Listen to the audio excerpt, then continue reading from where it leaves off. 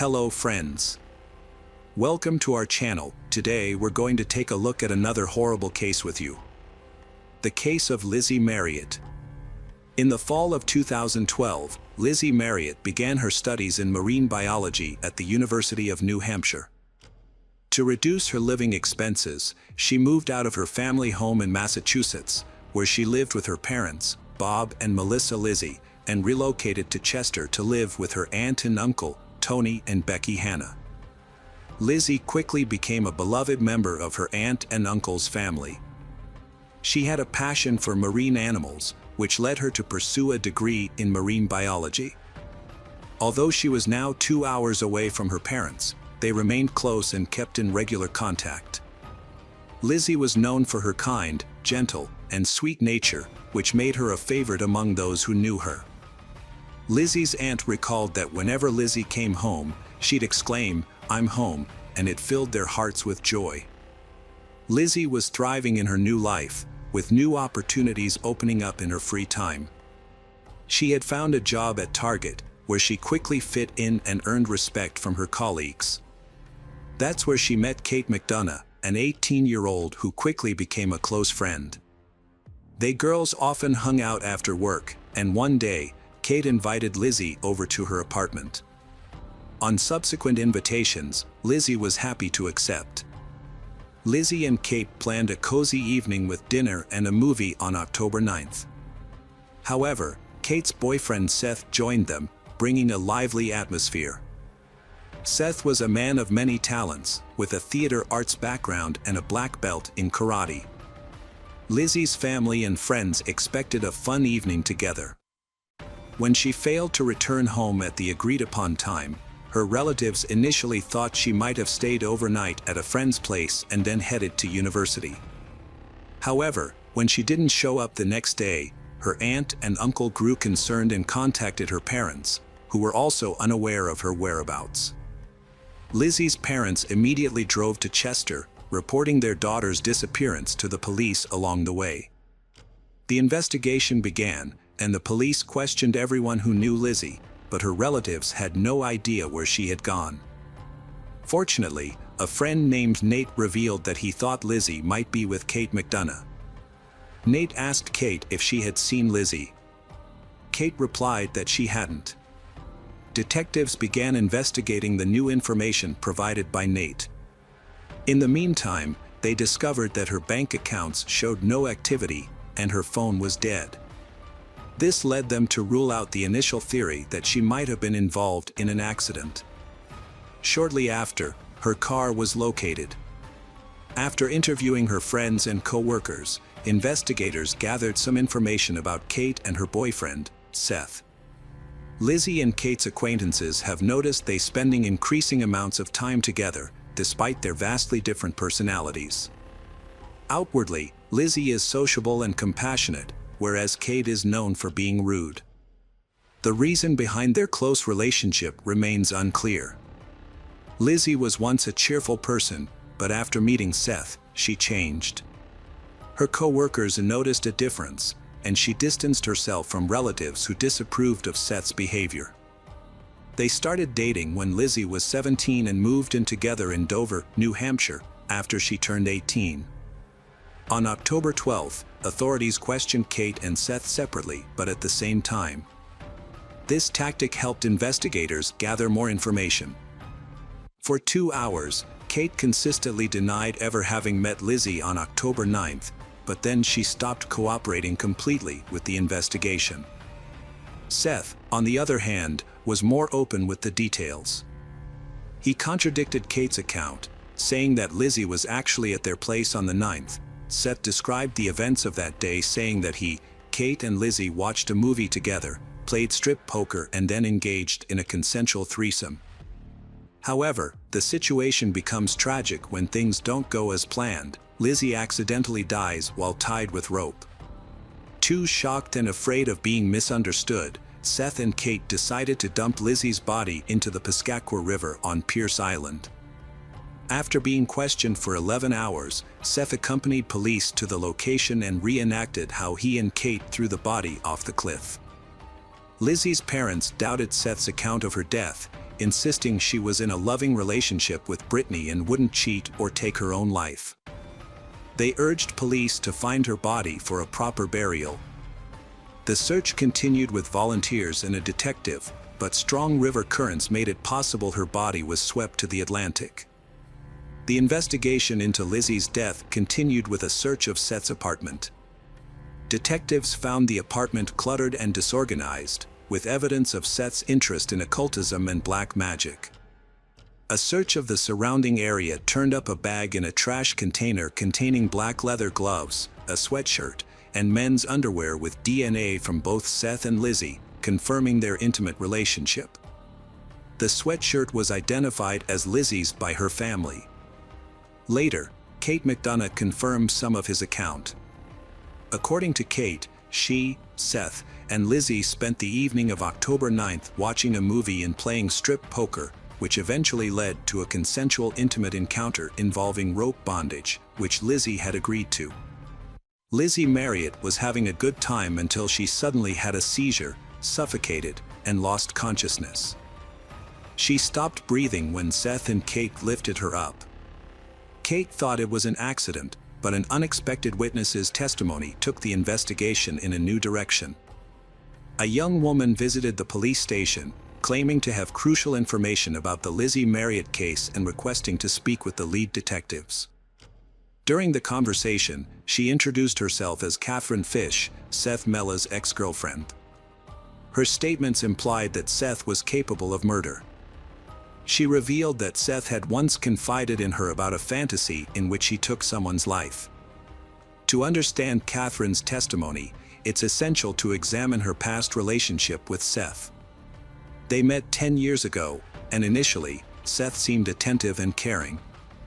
However, during their first intimate encounter, Catherine discovered Seth's interest in BDSM. Seth initially seemed great, but he revealed a cruel and controlling side over time. He didn't tolerate disagreement or boundaries. After sharing dark fantasies, kinda felt trapped and scared, especially when Seth physically attacked her, grabbing her throat and refusing to let go despite her pleas. This incident shattered her illusions about their relationship. After moving to a new city, kinda felt isolated and alone, dependent on Seth. As his behavior escalated, he introduced other women, proposing a polyamorous relationship. Kinda felt trapped, afraid to leave due to Seth's controlling behavior. It took months for her to gather the courage to escape the toxic relationship. In May 2014, Seth Mella appeared in court, facing not only intentional murder charges but also accusations of taking advantage of multiple individuals. Several people testified against him, including Kate McDonough. 2 months after Lizzi's death, Kate was arrested and held in custody on charges of obstructing justice and interfering with the investigation. During her time in custody, Kate had ample opportunity to reflect on the events and consider who she was protecting. While imprisoned, Kate and Seth stayed in close touch and envisioned a life together in a country where they could not be extradited. They shared dreams of getting married, starting a family, and building a future, but their escape plan stalled in the winter of 2012. Seth convinced his cellmate, Ryan Bachman, who was about to be released, to help their escape. The plan was for Ryan to use his bank account to withdraw money, buy drugs, and sell them to increase their initial investment. They intended to use the money to purchase guns, 2 cars, explosives, and a boat. Ryan had different intentions and chose to keep the money for himself, causing Seth to give up on their plan to escape. Meanwhile, authorities became aware of their scheme. Seth wrote to Kate and hinted at a reunion in the afterlife, suggesting he believed in its existence. This could imply that Seth was vaguely suggesting Kate should consider ending her life to join him in the afterlife. As time passed, Kate's thoughts became clearer, allowing her to make a more rational decision when the prosecutor's office presented her with a favorable deal in 2014. Under the agreement, Kate was required to reveal the truth about the events that occurred on the evening of October 9th, and in return, her potential 20-year prison sentence was significantly reduced to 3 years. This offer was especially beneficial in light of the circumstances that later came to light during the investigation.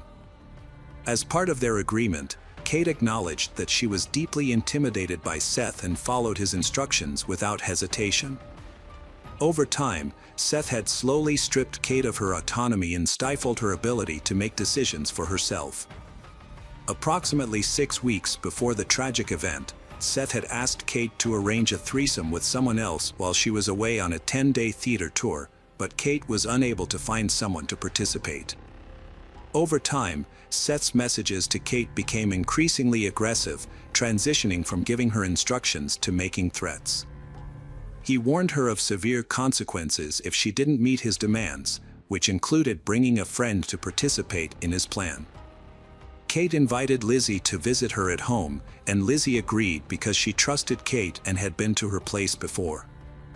However, Kate didn't tell Lizzi that Seth would also be there, as she knew Lizzi might be hesitant. Seth had seen Lizzi's photos and was eager to meet her. On October 9th, Seth arrived at Kate's apartment at 9 p.m.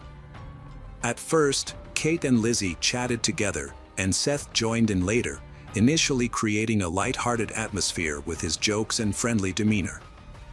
As they watched a movie, Seth suggested playing strip poker, dimming the lights to create an intimate setting. Lizzi began to lose the game, eventually ending up in her underwear. In another round, Seth suggested kissing Kate, but she refused, explaining that she was in a committed relationship and found the idea unpleasant. Seth suggested leaving Lizzi alone, but she refused. He retrieved a rope and gloves from his room, returned, and strangled her with the rope before she could react. After killing Lizzi, Seth committed a further act of violence against her body. His girlfriend, Kate, was present but did not intervene, claiming she was too scared to act. She feared that she would become the next victim if she tried to help.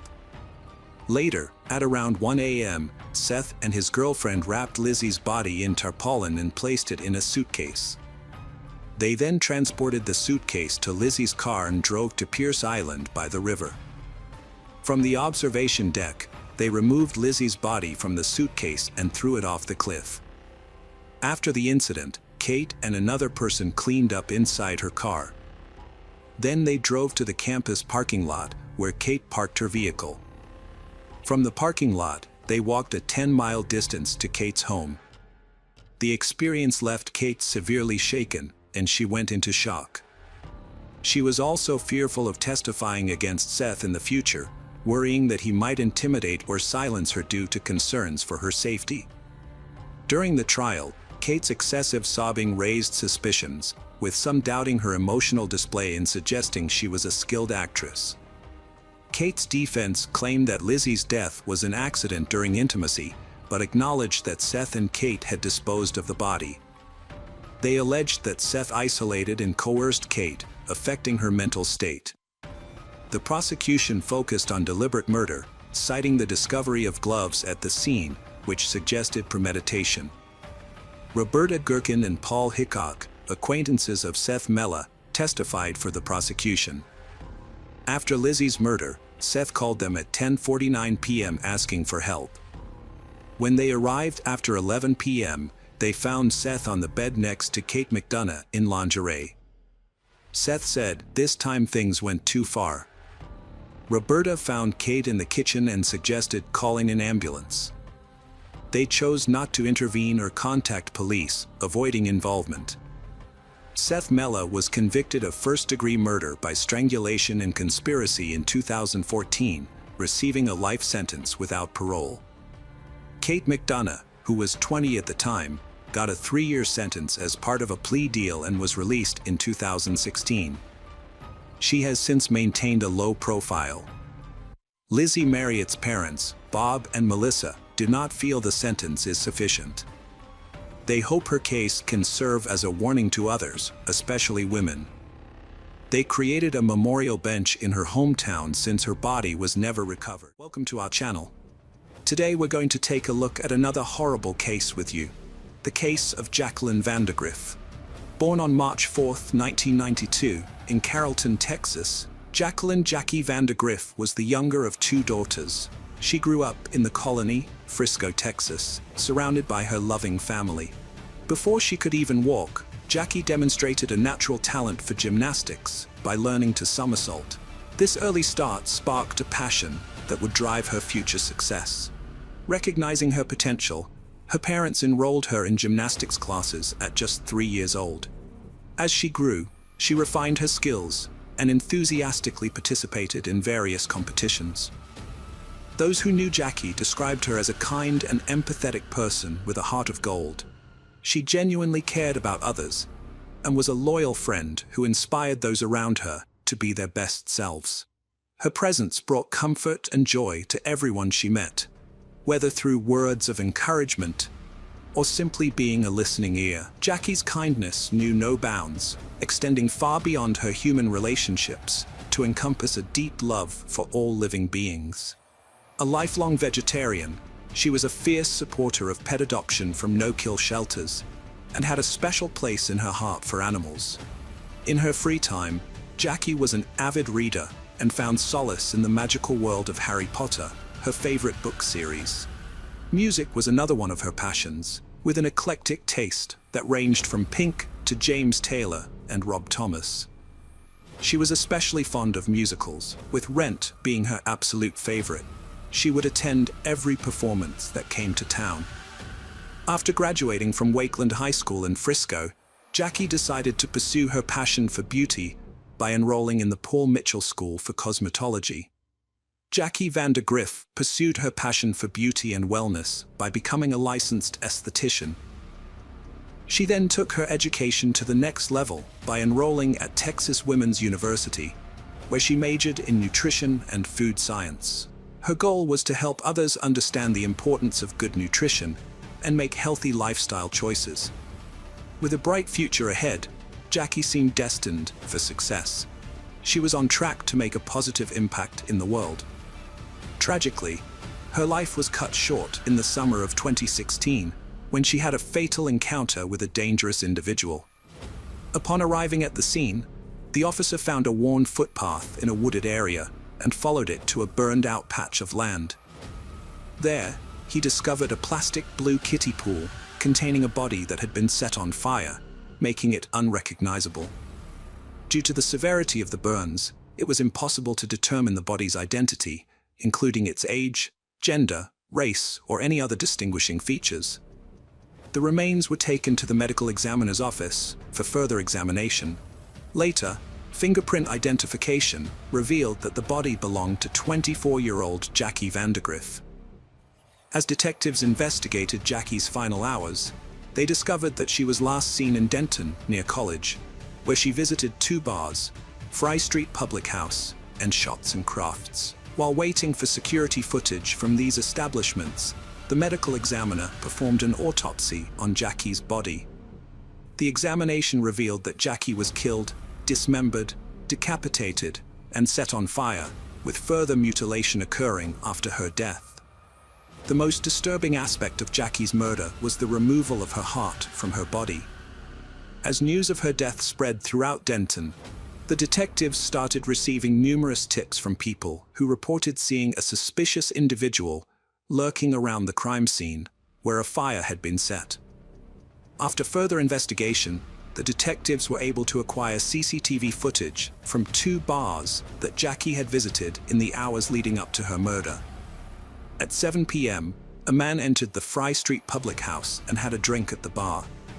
An hour later, Jackie walked in and struck up a conversation with the bartender and the man.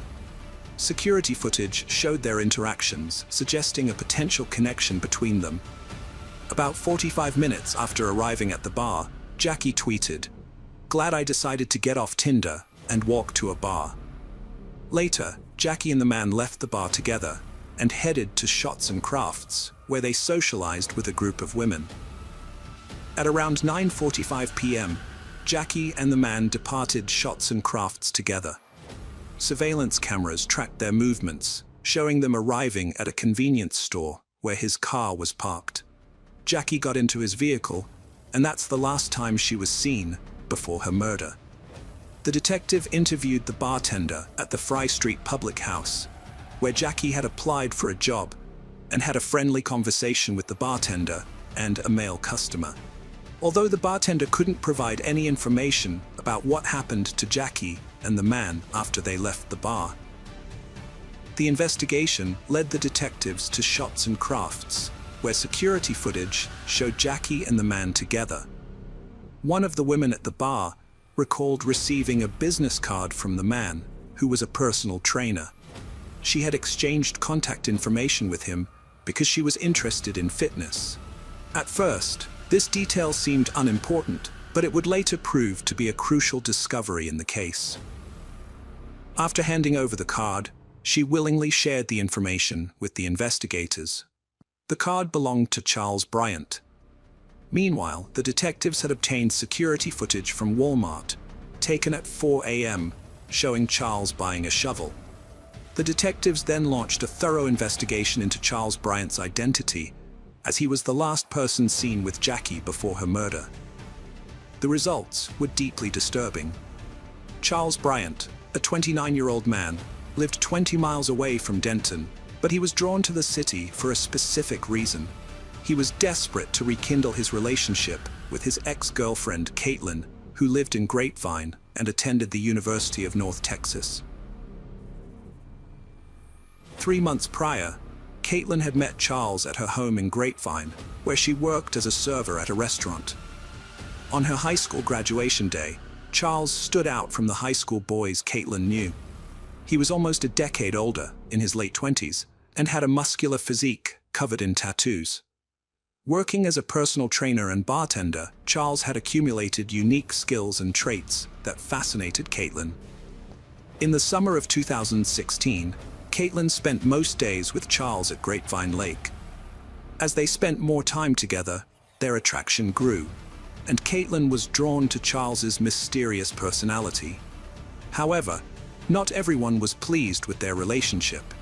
Caitlin's mother noticed the significant age difference between them as they grew closer. Caitlin's mother asked to see a photo of Charles, wanting to understand her daughter's relationship better. Although initially open-minded, she felt uneasy when she saw his piercing eyes, sensing something evil. Growing increasingly worried about Caitlin's well-being, her mother voiced her concerns, advising her to reevaluate her relationship with Charles. Caitlin ignored her mother's warnings, brushing them off as typical parental worries. She was blind to the danger signs beneath the surface of her innocent-sounding romance. Unbeknownst to her, her harmless feelings were about to escalate into a terrifying experience. At first, Caitlin was thrilled with her new relationship with her older boyfriend, but as time went on, she began to have doubts and wondered if her mother had been right all along. Charles seemed overly self-absorbed and controlling, and Caitlin couldn't shake the feeling that he had an inflated sense of self-importance. Charles frequently made Caitlin feel inadequate by telling her she'd never find someone as good as him. As she prepared to leave for college in mid-August 2016, she realized she couldn't ignore the red flags in their relationship any longer and decided to break up with him. The next day, Charles appeared at Caitlin's home, begging her to take him back and promising to change. She initially gave in, but soon realized her mistake. Within a week, Caitlin had moved to Denton for college and ended the relationship once and for all. However, Charles refused to accept the breakup. On August 24th, police stopped him on the University of North Texas campus due to his suspicious driving. Although they initially suspected he was driving under the influence, his blood alcohol level was within the legal limit. Instead, they found he had several outstanding warrants, arrested him, and later released him after several hours. After their breakup, Charles showed up at Caitlin's dorm room at the University of North Texas, which he had somehow found. Caitlin called 911, and by the time the police arrived, Charles was gone.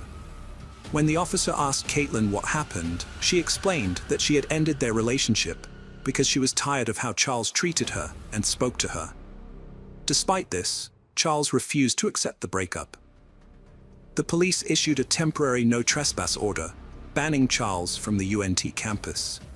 However, Charles was determined to find a way to reach Caitlin, even if it meant ignoring the restrictions. On August 31st, Charles found Caitlin on her first day at a new job. When Caitlin saw him, she told him to leave. Caitlin then scheduled a meeting with her manager to discuss the situation and ask that Charles be barred from entering the business. However, the manager told Caitlin that he couldn't grant her request. Caitlin was forced to quit her job because of an incident at her workplace.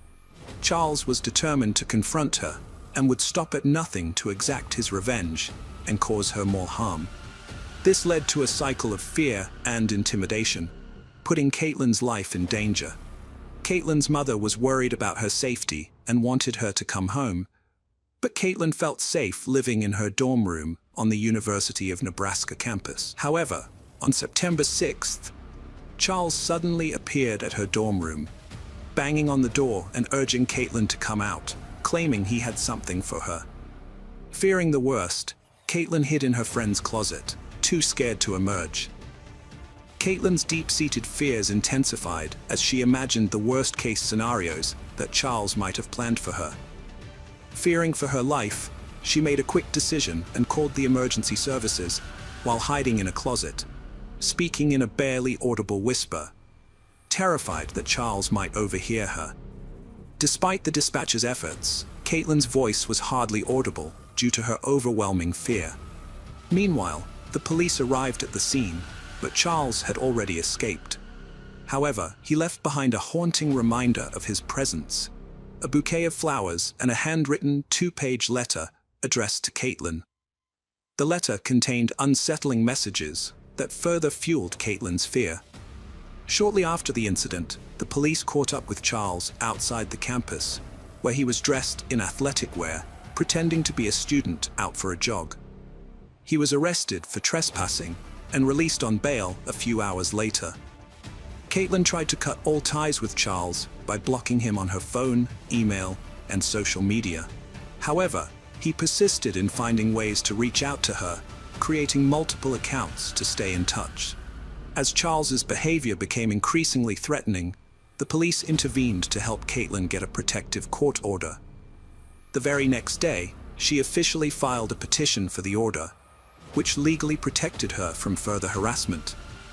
After his first arrest, Charles continued to contact Caitlin despite a protective order against him. This led to his second arrest for stalking. He was arrested again just 2 weeks later for violating the protective order once more. While out on bail, Charles went to a location where Caitlin often hung out, where detectives suspected he met Jackie Vandergriff. Although there was no physical evidence linking Charles to Jackie's murder, detectives were concerned for Caitlin's safety due to the circumstantial evidence.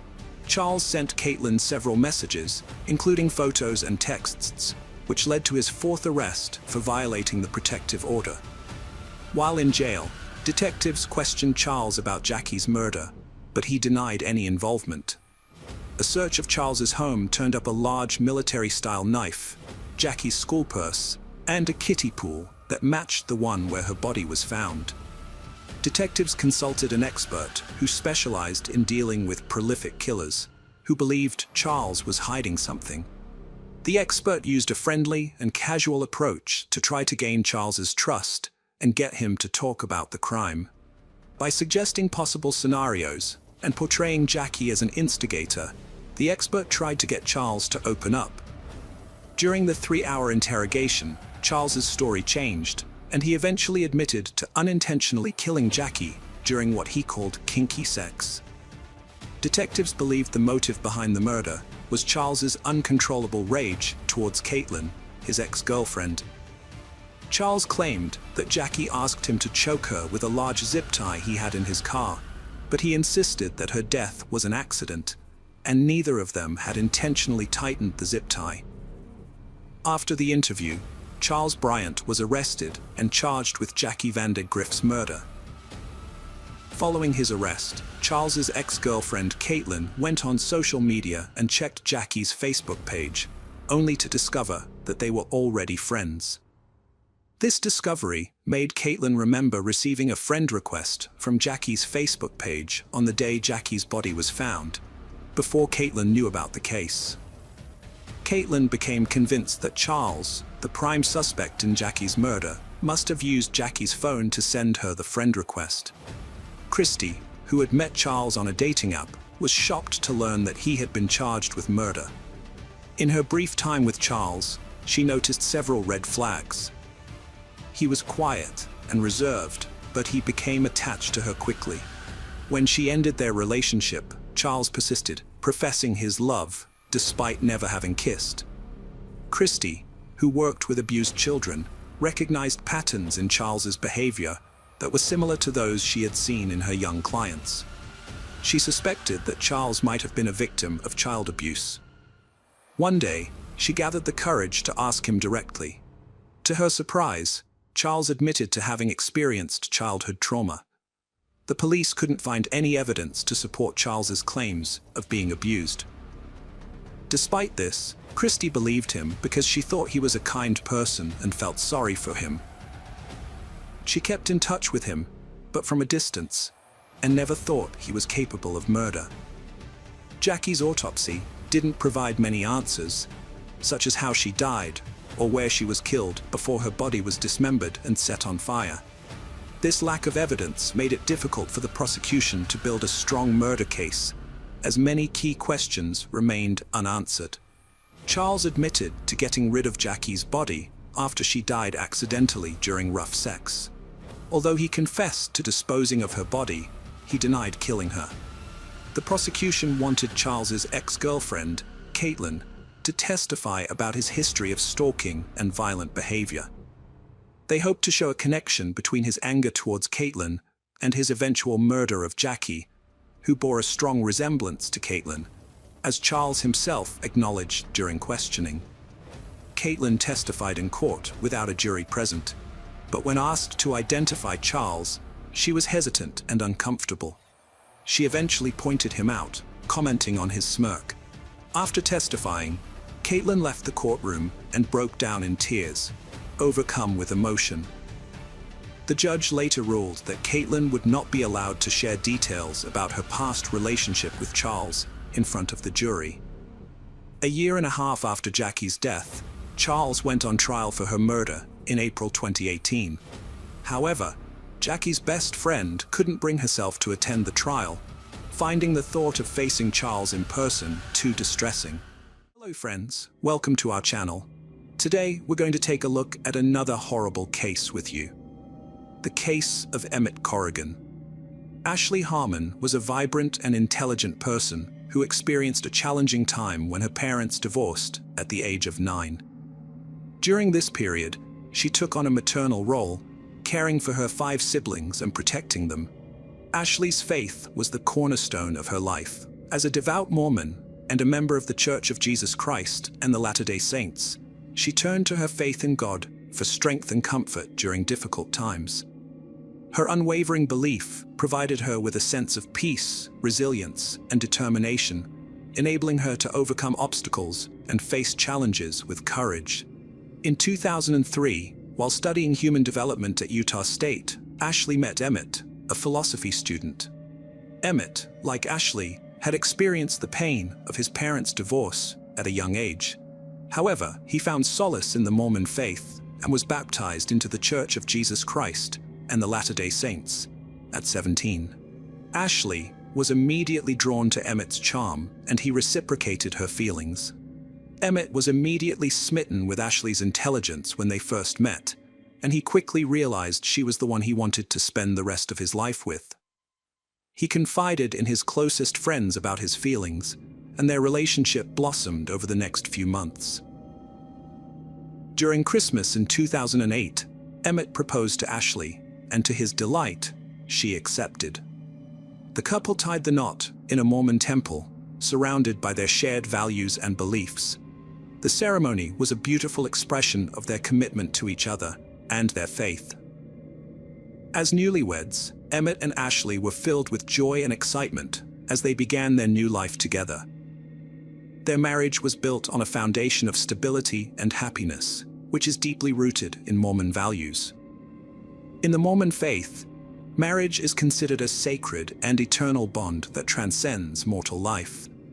While divorce is not entirely ruled out, it is strongly discouraged and only permitted under specific extreme circumstances. In 2005, Ashley and Emmett had twin daughters, and they were thrilled to start their journey as parents.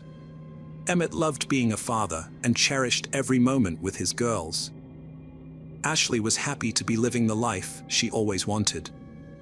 At the time, they were college students at Utah State University, and they managed to balance school with taking care of their babies. Although they faced challenges, their faith and love for each other helped them overcome difficulties. With determination, they pushed through and worked towards a better future.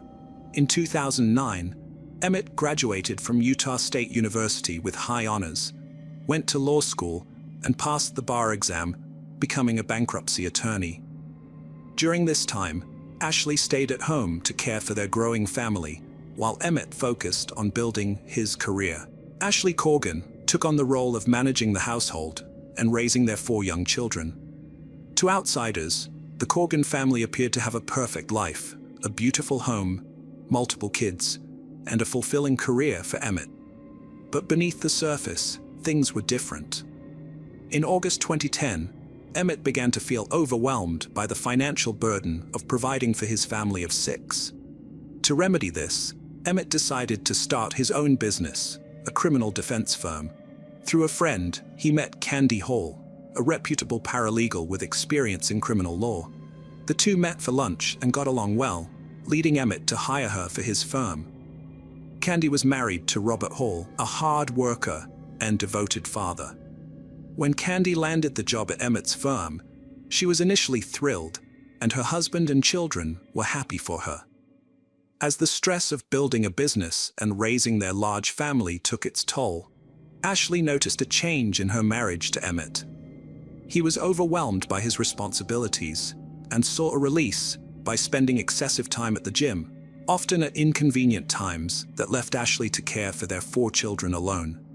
Despite their growing distance, Ashley and Emmett welcomed their 5th child, a son, on January 15, 2011. However, Emmett's behavior was different from when their other children were born. He began spending more and more time away from home, sometimes staying out overnight. Ashley confided in her sister, expressing her genuine concern that Emmett's activities might be evidence of infidelity. Emmett's assistant, Candy Hall, was facing marital problems similar to Ashley's. Candy confided in a friend that her husband Rob was jealous of her working for the charming Emmett. The constant arguing was putting a strain on their relationship. On March 6, 2011, Ashley and Emmett celebrated their 7th wedding anniversary, but Emmett didn't join her. Instead, he claimed to be at a bodybuilding competition, leaving Ashley to take care of their children by herself. Ashley felt anxious about her marriage, wondering if she was to blame for Emmett's unhappiness. Since divorce wasn't an option, she decided to work on improving their relationship.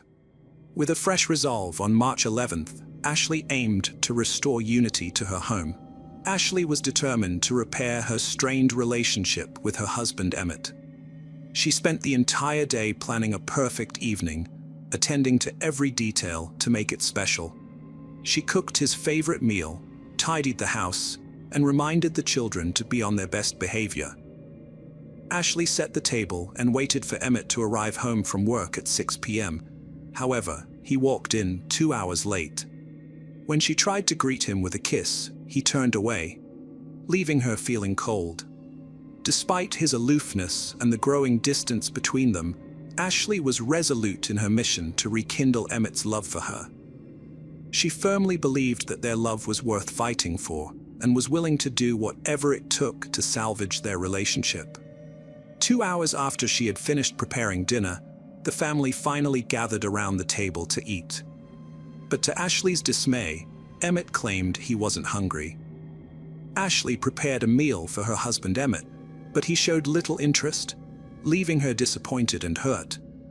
When he claimed he needed to go to Walgreens, Ashley sensed something was wrong and asked him to stay and talk. Emmett responded harshly and left, leaving Ashley confused and hurt. Meanwhile, Emmett's assistant, Candy, was going through a tough time in her marriage to Rob Hall. That same day, Rob decided to pack his bags and leave their home, marking the end of their relationship. Rob had a strong bond with his loved ones, but he needed space. One evening, Rob asked his daughter if she'd borrowed his ex-wife Candy's car. She said no. Later, she drove past Walgreens, saw Candy's car, and called her dad to let him know. Rob's casual response had a profound impact on two families. Ashley lay awake in bed, her heart filled with worry as she prayed for her marriage to succeed. Despite her efforts to reach him, Emmett wasn't responding to her texts and calls, causing her great unease. Her instincts told her something was wrong, and she felt a sense of dread. Meanwhile, at around 1 p.m., a 911 call reported gunshots and a screaming woman in the Walgreens parking lot. The police responded quickly, unsure of what they would find. They didn't know if it was a random shooting, a botched drug deal, a robbery, or something else. As the first officer approached the scene, he was met with a disturbing sight. A lifeless body on the ground, and another person, wounded and clutching their head in pain. The injured person was rushed to the hospital with a gunshot wound, leaving the police with many unanswered questions. Amidst the chaos, the police were wanted to speak with one woman in particular, Candy Hall, who was present at the crime scene. Candy identified the man in the hospital as her husband Rob, and the deceased man as her boss Emmett. Emmett had suffered 2 gunshot wounds to the head and chest. Shortly after Emmett's body was discovered in the Walgreens parking lot, his wife Ashley received a knock on her door. When she answered, police officers broke the devastating news to her. Her husband Emmett was dead, a victim of a shooting. Ashley was shocked and distraught, unable to fathom what had led to this tragic event. The police then asked Ashley if she was familiar with Rob and Candy Hall. Ashley revealed that she knew Candy as Emmett's assistant, but she had long suspected that the two were having an affair. The police brought Candy in for questioning at the station, determined to piece together the events leading up to Emmett's murder and Rob's shooting. During the interrogation, Candy denied having a romantic relationship with her boss Emmett, and she vehemently rejected any suggestion of intimate relations. According to Candy, she had driven to Walgreens that night solely to pick up a prescription. Candy and Emmett met by chance in a store and decided to take a drive in Emmett's car. During the drive, Candy's phone rang. It was her estranged husband Rob. Candy told Rob she was with Emmett, which sparked Rob's jealousy and led to him making a violent threat against Emmett. After the phone call, Candy and Emmett stopped at a gas station and eventually arrived at Walgreens. When they got out of the car, Candy saw Rob waiting for them, visibly angry. The situation escalated into a heated argument and physical fight between Rob and Emmett. Amidst the chaos, Candy heard 3 loud gunshots and turned to see both men on the ground. She saw a gun lying nearby, picked it up and threw it away. When questioned by detectives, Candy claimed she didn't know who fired the first shots. Rob, who suffered a superficial gunshot wound to the head, was treated at the hospital and then interviewed by detectives. He told them that the gun found at the scene was his, and that it fell out of his pocket during the fight with Emmett at Walgreens. According to Rob, Emmett dove for the gun, and they struggled over it, resulting in Emmett shooting him in the head. Rob claimed he didn't know who shot Emmett during the struggle. The detectives weren't surprised that Rob didn't remember much due to his head wound from the gunshot. However, they did wonder if Emmett had fired the first shot, considering he ended up dead. To get to the bottom of the incident, which occurred in the Walgreens parking lot, the detectives checked the security footage. Upon reviewing the footage, they saw Rob Hall arrive at the parking lot at 9:55 p.m. 1 minute later, he entered the Walgreens store, rushing through each aisle as if searching for someone. The footage then showed Rob leaving the store at 10:06 p.m. and parking his car beside the candy section, where he waited for several minutes. 10 minutes after the shooting, Emmett's truck appeared on security footage as it pulled into the parking lot, but the shooting itself wasn't caught on camera. Although Candy, Emmett's assistant, initially denied having a romantic relationship with her boss, co-workers whispered that they were more than just colleagues. In fact, co-workers often saw Candy and Rob spending time together in Rob's office, with the door closed. Just 3 weeks after she started her job, detectives made a surprising discovery. Emmett had accompanied Candy to the public defender's office to discuss divorcing Rob. During their investigation, crime scene investigators searched Emmett's vehicle and found steroids in the glove compartment. This didn't surprise many of Emmett's loved ones, as he was obsessed with bodybuilding and had been acting strangely, leading them to suspect he was using steroids. When Candy gave her statement to the detectives, she described a distinctive pattern of gunshots that suggested Rob had shot and killed Emmett twice before turning the gun on himself. This evidence was enough for the detectives to obtain an arrest warrant for Rob Hall, charging him with first-degree murder. Rob was arrested and charged with Emmett's murder. The consequences of Rob's actions were severe. If convicted, he faced life in prison without parole or the death penalty. As the trial approached, Ashley, Emmett's wife, hoped it would bring her some closure. She believed that understanding her husband's infidelity and death would help her heal. Prosecutors argued that Rob was angry at Emmett for having an affair with Candy and blamed Emmett for ruining his marriage. According to the prosecution, Rob shot Emmett and then killed himself. However, Rob's defense team told a different story. They claimed Emmett was the aggressor on the night he died, and that he had a history of steroid abuse. They alleged that during the altercation, Emmett grabbed Rob's gun and shot Rob before Rob regained possession and killed Emmett in self-defense. One of the key witnesses in Rob's trial was his wife, Candy. Her testimony differed slightly from her initial statement to the police. Instead of hearing 2 rapid gunshots followed by another, she claimed to have heard a pop, followed by 2 more rapid pops. This new version of events supported the defense's argument that Emmett shot Rob first.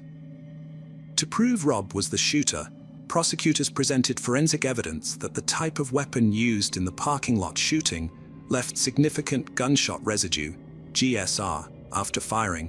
Investigators tested Rob and Emmett for GSR and found that Rob's left palm had 32 particles, his right palm had 23, while Emmett had only 1 particle on his left hand and none on his right. The forensic evidence proved that Rob was the one who fired the gun 3 times, and Emmett never possessed the weapon. After careful consideration, the jury found Rob Hall not guilty of first-degree murder, but guilty of second-degree murder, which means the murder was not premeditated. The judge sentenced Rob to 30 years in prison. Rob will be eligible for parole in 2028 when he is 58 years old. Despite the conviction, Rob maintains his innocence and appealed his conviction in 2021, but the Idaho Supreme Court denied him a retrial.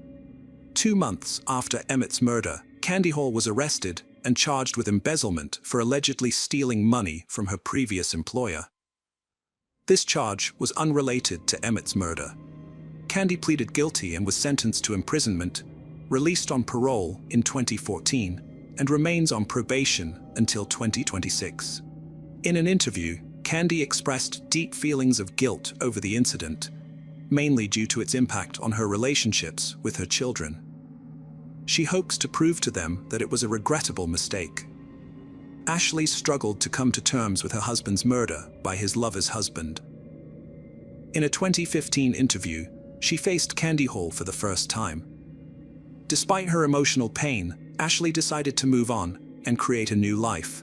She moved out of town with their 5 children, who gradually adjusted to the change and found joy again. Ashley eventually remarried, had 2 more children, and now blogs for victims of trauma. Hello friends, welcome to our channel. Today, we're going to take a look at another horrible case with you. The case of Laci Peterson.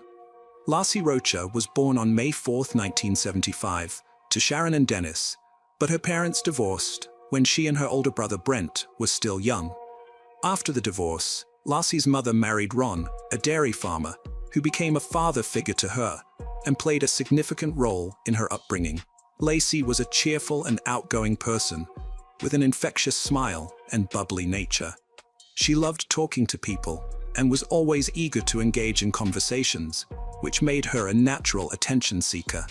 She thrived in social situations and was known for her ability to light up a room with her presence. Growing up on a dairy farm, Lacey developed a strong connection with nature. She spent much of her childhood exploring the outdoors and enjoying the beauty that surrounded her. One of her favorite activities was gardening with her mother, which became a source of joy and fulfillment for both of them. Lassie's love for gardening would later influence her interests and career choices as an adult. Lassie was a cheerleader at Thomas Downey High School, which was a great fit for her outgoing and bubbly personality. She made a strong impression on her school and became the ideal cheerleader. After graduating, Lassie attended California Polytechnic University, where she studied ornamental horticulture due to her interest in plants and wildlife. Lassie frequently visited a friend who worked at a restaurant in Morro Bay. It was there that she met Scott Peterson, a co-worker of her friend. Lassie was immediately attracted to Scott and was smitten. She took the initiative and gave Scott her phone number. Scott quickly reached out, and they surprisingly hit it off during their first conversation. Scott then asked Lassie on their first date, a deep-sea fishing trip. However, things didn't go as planned for Lassie, who ended up getting seasick.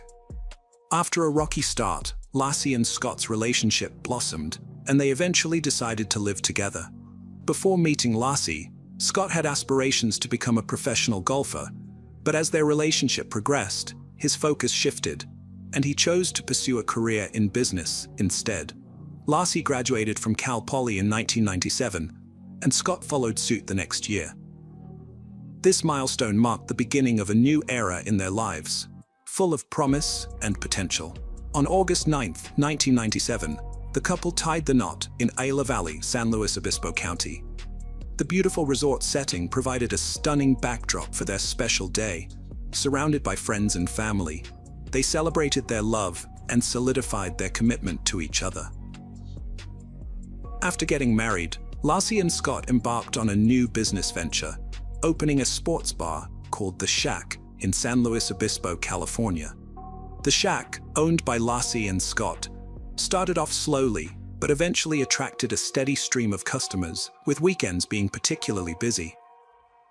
After several successful years, the couple decided to sell the bar in 2000, seeking new opportunities despite its stable income. Following the sale, they moved to Lassie's hometown of Modesto, California, and purchased a 3-bedroom, 2-bathroom home in an upscale neighborhood in October 2000. Lassie took on a part-time job as a substitute teacher, while Scott worked for a European fertilizer company. Lassie devoted herself to supporting Scott, taking care of the home, cooking, and cleaning. She made sure their home was always warm and inviting. In 2002, the couple received exciting news. Lacey was pregnant, and they were expecting a baby. Lassie and Scott were expecting a baby boy, with a due date set for February 10, 2003. They had already chosen the name Connor for their unborn child. On December 24, 2002, Scott stated that he left their house at 9:30 a.m. to go fishing at the Berkeley Marina. Scott said he left Lacey at home on Christmas Eve morning with a busy day ahead of her. She was planning to watch a Martha Stewart show, clean the floor, bake Christmas cookies, and walk their dog, Mackenzie, at the park. However, one of their neighbors found Mackenzie wandering outside their home around 10:30 a.m. and returned the dog to their backyard. When Scott came home from fishing that afternoon, he said the house was empty, with Mackenzie in the yard, but no sign of Lacey. Her car was still parked in the driveway. Scott claimed he showered and washed his dirty fishing clothes as soon as he got home. After his shower, Scott realized Lassie was missing and became concerned. He called her mother and stepfather, Sharon and Ron, but they hadn't heard from her all day and were worried about her safety. As the day went on and Lassie remained missing, Scott and Sharon decided to report her disappearance to the police around 6 p.m. They stressed to the police how urgent it was to find Lassie, who was 7 months pregnant with their baby, Connor. The police then questioned Scott about his whereabouts and activities on the day Lassie vanished. Scott told police he went fishing at the Berkeley Marina, about 90 miles from his home in Modesto, where he lived with his pregnant wife Lassie. However, from the start, police suspected foul play in Lassie's disappearance. Initially, police didn't treat Lassie's case as suspicious after Scott and his mother-in-law filed a missing person report. Lassie's family defended Scott, and the couple seemed perfect, making it hard to imagine Scott harming his wife. As the investigation continued, police grew suspicious of Scott. About a month after Lassie vanished, they made a stunning discovery. Scott had 2 secret affairs and a long-term relationship with Amber Fry, who contacted police on December 30, 2002, after learning Scott was a suspect in Lassie's disappearance. Amber said she met Scott on November 20, 2002, and thought he was single. 2 weeks before Lassie's disappearance, Scott told Amber that he was a widower and that the upcoming Christmas would be his first without his wife. This revelation raised suspicions among the police, who wondered if Scott had already planned to kill his pregnant wife. To gather evidence, the police asked Amber to make a recorded phone call to Scott, hoping to capture a potential confession. The police informed Lassie's family about Scott's infidelities, and it was when they showed Lassie's mother a photo of Scott and Amber together that she became convinced of his guilt. The search for Lassie was highly comprehensive due to the involvement of the police, her loved ones, and numerous volunteers. In the first 2 days alone, more than 900 people participated in the search efforts. During a press conference, a police officer working on Lassie's case raised concerns that she may not have left her house voluntarily on December 24, 2002. Lassie's disappearance sparked widespread media attention, with the tragic and intriguing tale of a beautiful young woman vanishing from her home on Christmas Eve, captivating the public's imagination. As the public sought answers and speculated about her disappearance, the spotlight on Lassie's case intensified. When Lassie Peterson vanished on December 24, 2002, a $25,000 reward was initially offered for information leading to her safe return. As the investigation yielded no leads, the reward was increased to $500,000 to boost awareness and gather more information.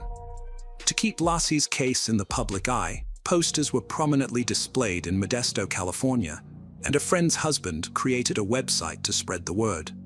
Months later, on April 13, 2003, a couple walking their dog in Richmond's Point Isabel Regional Shoreline Park stumbled upon a gruesome discovery in a marshy area.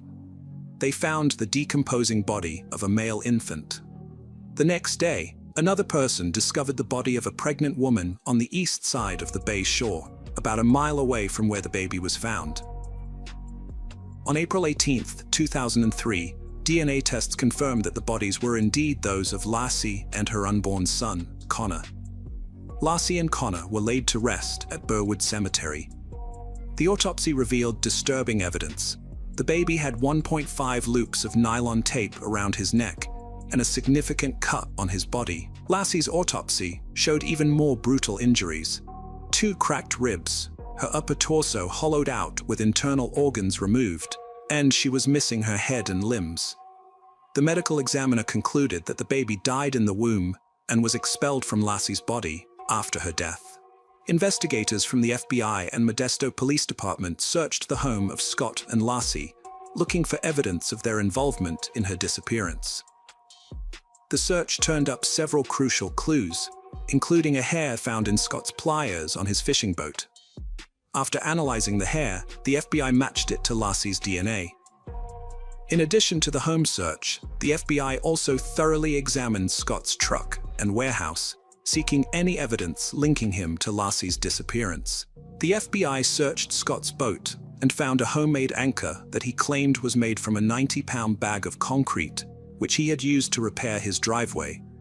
However, the prosecution believed that Scott had created multiple anchors and used 4 of them to weigh down Lassie's body in San Francisco Bay.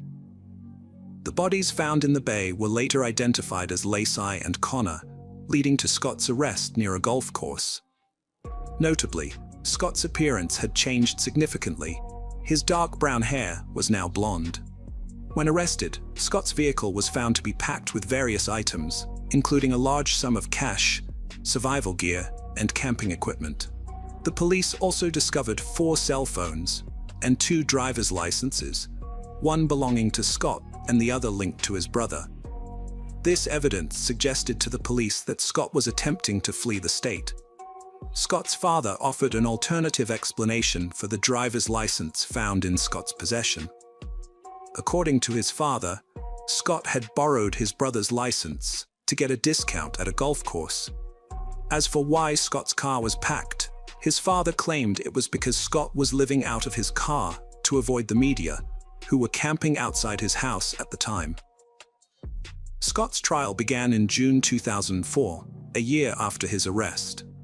During the opening arguments, the prosecution presented its case to the jury, arguing that Scott had killed Lassie because of his affair with Amber Frey. The prosecution highlighted Scott's suspicious behavior in the days leading up to and following Lassie's disappearance, pointing out inconsistencies in his statements to the police. Scott initially told the police he was fishing on the day Lassie went missing, but later told others he was golfing. The prosecution also noted that Scott asked the police if they had used cadaver dogs to search a park where Lassie was supposed to walk their dog, implying that Scott was aware of the potential crime scene and trying to cover his tracks. Scott's defense team presented a strong argument in court, highlighting that Scott's history of infidelity did not necessarily prove he was guilty of murdering his wife. They reasoned that Scott would not give up his life for someone he had only dated 4 times. The defense suggested that Lassie's hair might have been found in Scott's boat because she had visited the marina with him before. During the trial, 2 of Lassie's relatives testified that Scott showed no emotional response when his pregnant wife went missing. New evidence emerged when a realtor testified that Scott tried to sell their home in January, a month after Lassie's disappearance. Additionally, a salesman revealed that Scott traded in Lassie's car after she vanished. The prosecution viewed these events as incriminating evidence against Scott. Amber Frey, Scott's mistress, took the stand and shared details of their affair. The jury listened to secret recordings of Amber's phone calls with Scott, including one where he lied about being in Paris when he was actually attending a vigil for his missing wife. During the trial, a hydrologist and tide expert testified that it was possible for Lassie's body to have been dumped in the area where Scott claimed to be fishing on the day Lassie went missing. However, the defense team argued that there was a lack of credible evidence directly linking Scott to the crime. Their theory was that someone had kidnapped Lassie on Christmas Eve 2002, holding her captive until she gave birth to Connor, and then disposing of both bodies in the San Francisco Bay. The defense attorney emphasized that there was no concrete evidence to connect Scott directly to the crime, and that other suspects could have been responsible. A significant issue arose during the trial when a juror was removed and replaced with an alternate due to misconduct. The dismissed juror had conducted unauthorized research on the case, violating legal procedures. Additionally, the foreman of the jury asked to be removed, and it was determined that his removal was necessary to ensure a fair and just trial. On November 12, 2004, a California jury found Scott guilty of 2 murder counts: first-degree murder for killing his wife Lassie, and second-degree murder for killing their unborn son Connor. The charge of first-degree murder for Lassie's killing carried special circumstances because of the involvement of the fetus, making Scott eligible for the death penalty. After his conviction, the trial entered the penalty phase to determine his punishment. In this phase, the jury considered various factors, including Scott's prior criminal history, circumstances that aggravated the crime, and circumstances that mitigated it. The jury unanimously agreed that Scott should receive the death penalty. After reviewing the evidence, the judge upheld the jury's verdict. He concluded that Lassie's murder was cruel, uncaring, heartless, and callous, which led to Scott being sentenced to death. As is automatic in such cases, the sentence was appealed, and the California Supreme Court heard the case in June 2020. During the appeal, Scott's lawyers presented several arguments. They claimed that some potential jurors were unfairly dismissed, that 2 jurors were improperly allowed onto Scott's boat, and that the trial should have been moved to a different county due to biased questionnaire results, which showed that almost half of the potential jurors thought Scott was guilty before the trial even started. The state countered that there was no evidence to support the claim that any juror was unfairly dismissed, and that none of the 12 jurors who ultimately decided Scott's fate were biased. In August 2020, the United States Supreme Court upheld Scott's conviction, but overturned his death sentence. In 2004, a judge resentenced Scott to life in prison without parole, which led to his transfer from San Quentin State Prison to Mule Creek State Prison in Ione, California. Around the same time, on April 1, 2004, President George W. Bush signed the Unborn Victims of Violence Act, UVVA, into law. Lassie's mother and stepfather attended the signing ceremony. Lassie and Connor's law was designed to provide legal protection for unborn children in cases where their mothers were victims of violence. The legislation recognizes the unborn child as a separate legal entity from their mother, making it a crime to harm or kill the unborn child during an attack on a pregnant woman. The law acknowledges that an unborn child is a victim of violence and deserves the same rights and protections as any other human being. Hello friends, welcome to our channel. Today we're going to take a look at another horrible case with you, the case of Mary Catherine Higdon. Mary Catherine Higdon was born in 1994. Mary was a lively and cheerful child who loved making people laugh with her humor, impressions, and playful antics. She had a special bond with her pet frog, which she'd often take on walks around town. Mary was an outdoorsy person who enjoyed exploring nature and appreciating its beauty. She was also passionate about performing, often putting on shows for her family that showcased her creativity and imagination. Her family saw great potential in her and thought she had a bright future ahead. As she grew older, Mary developed a strong interest in firearms. She learned to handle guns responsibly and appreciated their power. She became a skilled marksman and continued to develop her skills. During her high school years, Mary met her partner, Stephen Freeman, who would become the love of her life. Stephen was born on January 1, 1995, in Griffin, Georgia, where he grew up with his parents and brother. He had a happy childhood, surrounded by a loving family and many friends who described him as laid-back, kind, and helpful. Stephen enjoyed spending time outdoors and exploring nature. Stephen was particularly close to his parents, but he shared a special bond with his mother. When she graduated from college after returning to school, Stephen wrote her a heartfelt letter expressing his admiration for her achievement. In the letter, he praised her hard work and determination, saying he looked up to her every day and loved her more than words could say. Stephen had immense respect and appreciation for his mother, which was clear in the way he spoke about her. After meeting in high school, Stephen and Mary Catherine formed a strong bond, united by their passion for outdoor activities like hiking, camping, fishing, and hunting. Their shared love of nature became the foundation of their robust relationship.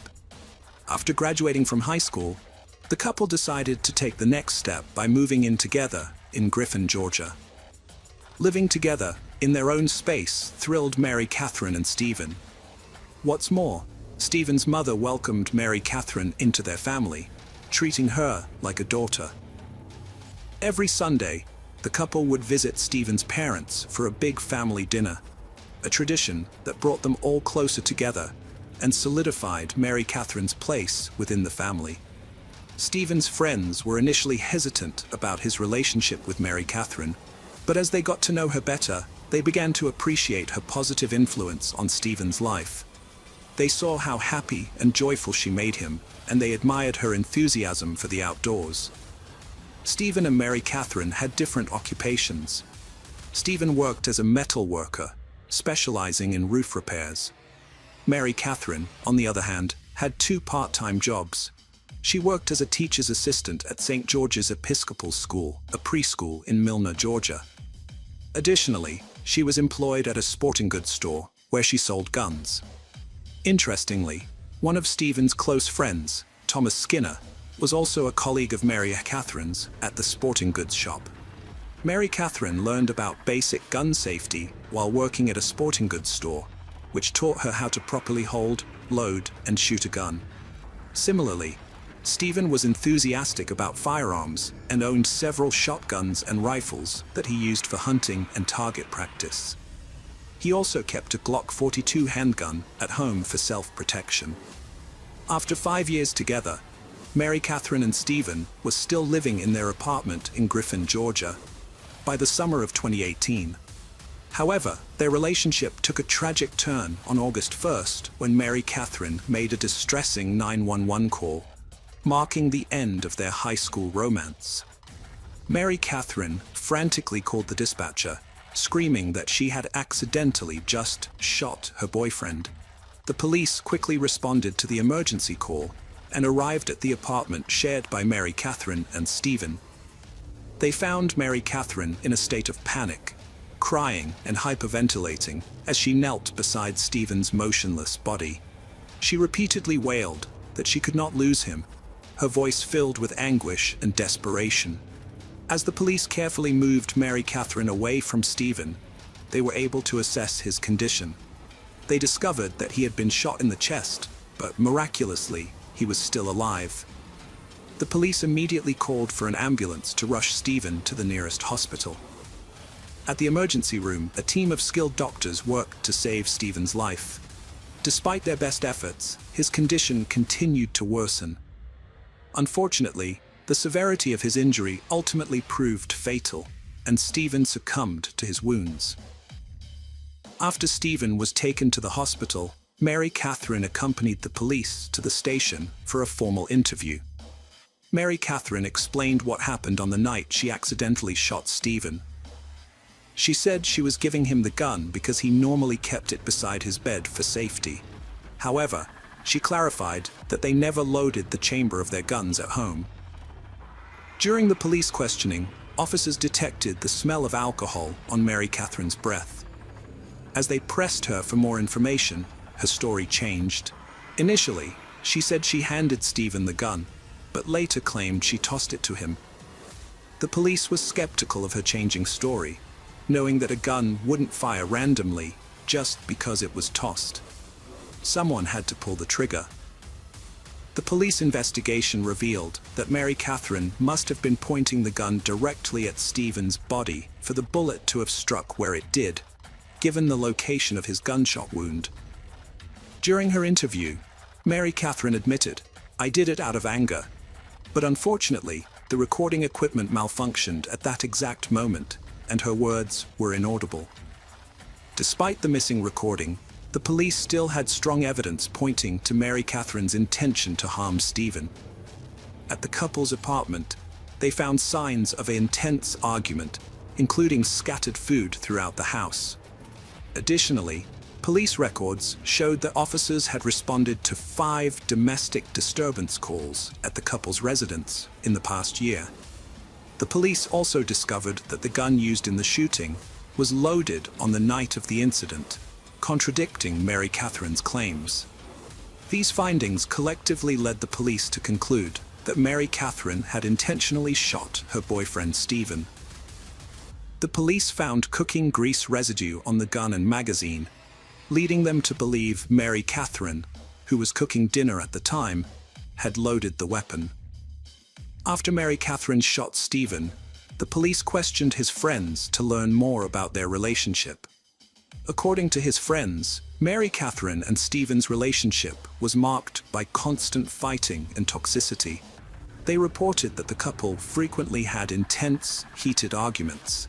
Mary Catherine was described as possessive and verbally abusive towards Stephen, with signs of mental instability that heightened the tension between them. Whenever Stephen tried to create distance by leaving their apartment, Mary Catherine would barrage him with relentless texts and calls, forcing him to block her. One of Stephen's friends revealed that Stephen had confided in him about Mary Catherine's history of threatening him with a gun. Specifically, she had pulled a firearm on him at least 3 times in the past. Despite this, Stephen chose not to report these incidents to the authorities because he was worried about Mary Catherine getting into trouble. Stephen's friends stressed that his top priority was always Mary Catherine's well-being, even when it put his own safety at risk. When Stephen's friends learned that Mary Catherine had accidentally shot him, they were skeptical because they knew she was knowledgeable about handling firearms. In fact, just 3 months prior to the shooting, Stephen had texted a friend to say that Mary Catherine was running wild outside, screaming and attempting to shoot both him and herself. Stephen told a friend that Mary Catherine had previously pointed a gun at him, but the latest time, her eyes frightened him, making him think she might actually pull the trigger. By July 2018, Stephen was exhausted with Mary Catherine's behavior and considered leaving her. In July, Stephen planned to secretly move to another town while Mary Catherine was out, without telling her. He was afraid of how she might react if she knew he was leaving. Just 2 days before Mary Catherine fatally shot Stephen, the police found a series of revealing text messages from July 30th. The conversation started with Stephen sending Mary Catherine a friendly message. "Good morning, beautiful. Don't forget." Mary Catherine responded with, "Have a great day." Stephen replied, "You too. Love you." However, the night of July 31st, Stephen avoided Mary Catherine's texts and calls, as they were in the middle of a fight, and instead spent the evening at a friend's house. On the night of August 1st, Mary Catherine was at home preparing dinner when she realized Stephen wasn't there. She contacted Stephen's mother, who told her that he was with his friend. Angry and feeling betrayed, Mary Catherine drove to his friend's house, determined to confront Stephen.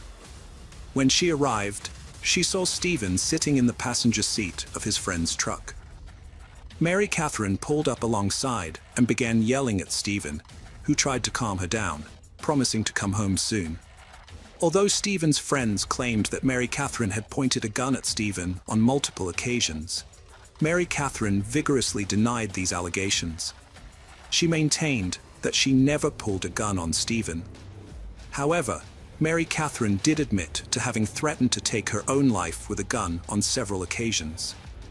In a later interview, Stephen's mother shared her insight, believing that one of the main reasons Stephen stayed with Mary Catherine for so long was because she frequently threatened to harm herself. Stephen was afraid that Mary Catherine would follow through on her threats if he decided to leave her. However, on the night of the incident that led to Stephen's shooting, Mary Catherine claimed that Stephen was the one who became aggressive and violent. According to her, Stephen threw the dinner she had prepared in her face. Mary Catherine stated that she only picked up the gun to defend herself and scare Stephen away. She wanted him to leave the apartment, but Stephen allegedly lunged at her, which frightened her. As she backed away, the next thing she knew, Stephen was bleeding from the chest. At the time of the shooting, Mary Catherine didn't tell the police her version of events because she was embarrassed to admit that Stephen had a history of violence towards her. She claimed that Stephen had hit her in the past and was controlling. She even recalled an incident where Stephen kicked her out of bed with such force that she hit her head on the door frame. However, Stephen's friends had a different perspective on their relationship. They claimed to have witnessed Mary Catherine being physically aggressive towards Stephen, stating that she had slapped him hard in the face.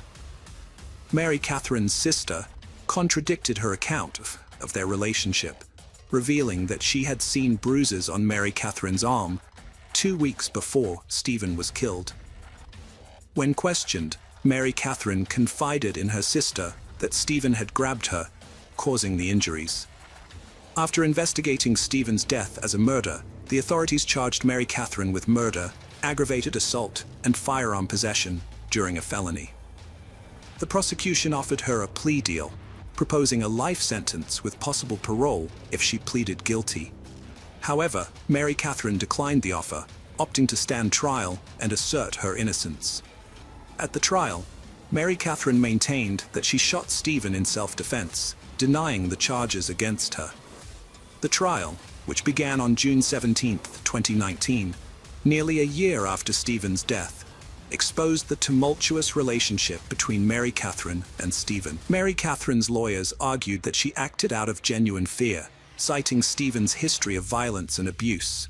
Mary Catherine testified that she was the victim of Stephen's controlling, manipulative, and dangerous behavior, which included physical, mental, emotional, verbal, and sexual abuse. She described being hit, humiliated, and degraded by Stephen on multiple occasions, and shared specific incidents where he smacked her around and verbally abused her. Mary Catherine explained that Stephen's constant threats and abuse left her feeling trapped, fearful for her life, and constantly walking on eggshells to avoid triggering his anger.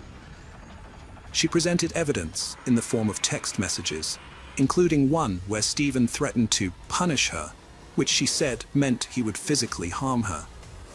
Another text message showed Stephen's explicit threat to hit her back twice as hard if she defended herself.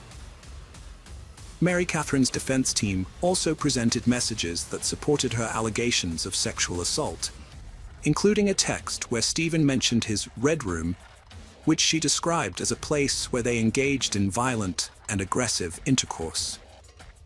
Mary Catherine testified that Stephen sexually assaulted her on 2 occasions, including one after they returned from a vacation to Walt Disney World, where he allegedly ignored her pleas to stop and intensified his efforts instead.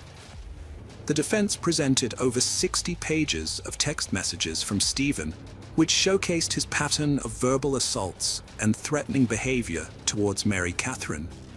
These messages included disturbing images and captions, such as one showing Stephen holding a dead fish, accompanied by the caption, "This is you." Another message showed Stephen's violent threats towards Mary Catherine after she cheated on him, where he wrote, "I'm going to wreck you for wrecking me."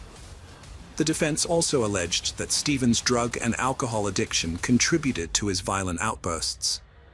Mary Catherine maintained that she was the one who ended the relationship, not Stephen, and that her actions on the night she shot him were a result of her desperation to escape the abuse.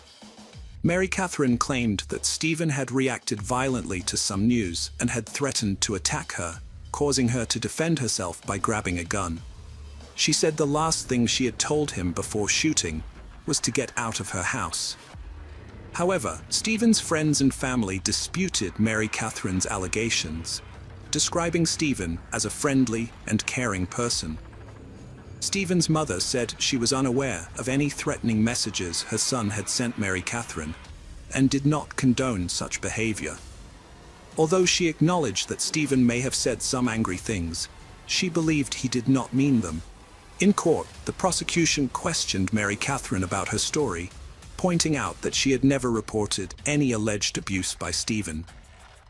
They also presented evidence that Mary Catherine had searched for violent and explicit content online just hours before the shooting, which she claimed was to find ways to make Stephen happy. The prosecution argued that Mary Catherine had changed her story about the shooting multiple times, and that a text from Stephen suggested she had pointed a gun at him before. Additionally, Stephen's friends testified that they had witnessed Mary Catherine's violent behavior towards him. After 4 hours of deliberation, the jury found Mary Catherine not guilty of murder, assault, and other charges. The verdict surprised Stephen's loved ones, who felt that justice had not been served. Later, the jurors revealed that they believed Mary Catherine had intentionally killed Stephen, but there was not enough evidence to prove it beyond a reasonable doubt. This lack of evidence made it difficult to determine whether the shooting was murder or self-defense. Hello friends, welcome to our channel. Today we're going to take a look at another horrible case with you. The case of Sierra Jugan. Sierra Jugan was a bright and cheerful young woman who spread joy and laughter wherever she went. Her adventurous nature and ability to find humor in any situation made her a delight to be around, even when she made mistakes. As she entered high school, Sierra's confidence and enthusiasm only grew. She fearlessly tried out new experiences, including volleyball, and showed remarkable poise both on and off the court. After returning from a family vacation on July 19, 2016, Sierra was excited to start the new semester at the University of Toledo, where she had plans to study abroad. She had recently bought a new bike and was eager to take it for a spin. Her mom wanted to discuss her study abroad plans with her, but Sierra decided to visit her boyfriend Josh's house, which was 7.12 miles away beforehand. Sierra left her house in high spirits, wearing shorts and a tank top, and promised her mom she would be back by 10:05 p.m. However, when Josh tried to reach her later, her phone went straight to voicemail. Alarmed, Josh called Sierra's mom, who immediately sensed that something was wrong. Sierra's family, including her aunt and Josh, mounted a search effort to locate her after she went missing. They thoroughly searched the neighborhood, suspecting she might have been involved in an accident. Despite their efforts, they didn't find any clues or signs of Sierra's whereabouts. As time passed, Sierra's family became increasingly worried. Her mom eventually contacted the police, who arrived about an hour later. A concerned neighbor informed the family that County Road 6 was blocked off, and they rushed to the scene. There, they found a chaotic atmosphere and officers who wouldn't allow them to pass. The officers weren't able to provide any information, leaving Sierra's family in a state of panic. In desperation, they decided to seek help from the FBI. As the night wore on, Sierra's family was left to wonder what had happened to their daughter, unable to rest due to their growing concern. The next day, Sierra's mom and aunt started searching for her by calling hospitals, looking for any unidentified females. Although they didn't find anything, they got a promising lead from Detroit, Michigan. A young woman who looked a lot like Sierra was in the hospital after escaping from a moving vehicle with serious injuries.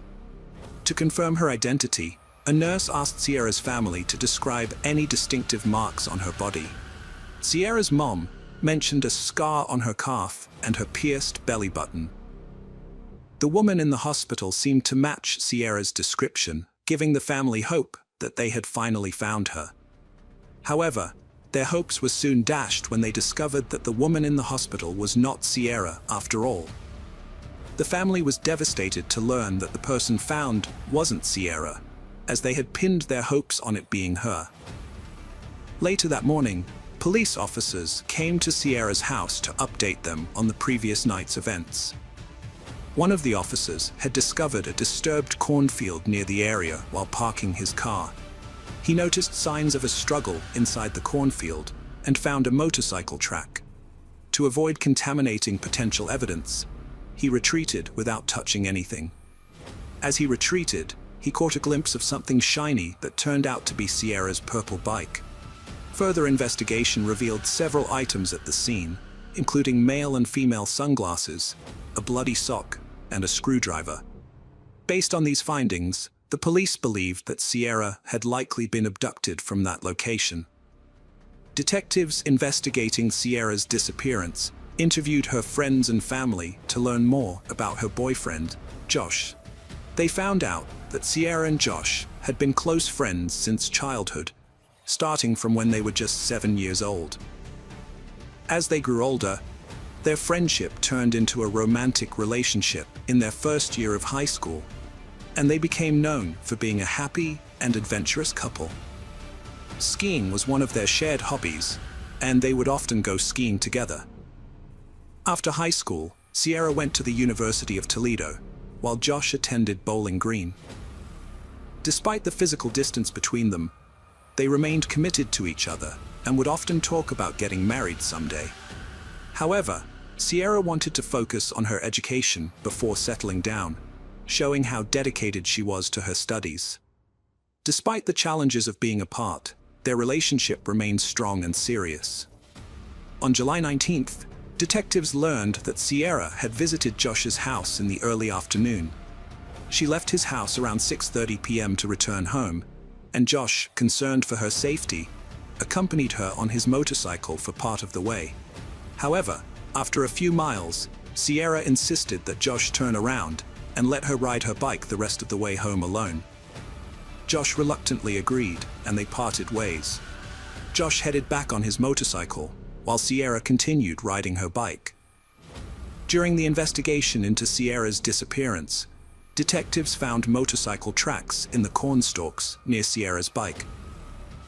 This discovery raised a key question: did these tracks come from Josh's motorcycle? The detectives couldn't ignore this potential connection and began investigating further to see if they could link Josh to the scene of Sierra's disappearance. They set up a command post to gather and analyze any relevant clues. A promising lead emerged quickly. A local resident came forward, saying he had found a motorcycle helmet on the side of the road on July 14th while driving. He picked it up and stored it in his truck. After learning about Sierra's disappearance, he examined the helmet more closely and discovered red stains that appeared to be blood. The helmet was found in the same general area where Sierra's bike was discovered in the cornfield. The detectives asked Josh about his motorcycle helmet, and to their relief, he produced it, confirming he had it with him. They also verified his alibi by speaking with his parents, like ruling him out as a suspect. Although visibly shaken, Sierra's family never considered Josh responsible for her disappearance. The detectives were determined to identify the owner of the blood-stained helmet, recognizing the significance of DNA evidence. They sent the helmet to the crime lab for testing, anticipating a potential breakthrough. The detectives waited patiently for the results, hoping it would lead them closer to solving the case. The news of Sierra's disappearance spread quickly throughout the town, prompting the community to come together to search for her. Citizens joined forces, organizing search parties that scoured every possible area, searching for any clue that could lead to her whereabouts. As the townspeople worked tirelessly to bring Sierra home safely, they felt a strong sense of unity. To show their support, the community organized a candlelight vigil at the local high school. The atmosphere was emotional, filled with grief, hope, and determination. Hundreds of people gathered, holding candles and sending their thoughts and prayers for Sierra's safe return. After 2 days of investigation, the police received a tip about a suspicious van seen speeding through the area. They suspected that Sierra might have been taken in the van, possibly falling victim to sex trafficking. The police received a tip about a license plate number linked to a van that was speeding through the area where Sierra went missing. They interviewed the van's owner, who explained that he had sped up because another vehicle had suddenly approached from behind, possibly a family member searching for Sierra. This had startled him, causing him to quickly leave the area, which may have given the impression that he was involved in Sierra's disappearance. After 48 hours of investigation, the police had no leads on Sierra's whereabouts. As each day passed, her family's hopes of finding her alive were dwindling. The police continued their door-to-door search, which eventually led them to a nearby farm that belonged to James Worley. The farm had several structures, including a house, a trailer, and a large barn. The police questioned James Worley about the day Sierra disappeared, hoping to get any information that could help them find her. To the detectives' surprise, James revealed that he had been riding his motorcycle on the day Sierra went missing. However, he claimed that his bike had broken down, causing him to lose some items, including a screwdriver and his helmet. The detectives were stunned, as these were the same items found at the scene of Sierra's abduction. This revelation raised significant suspicions about James. The detectives were determined to investigate further and questioned James about Sierra's disappearance.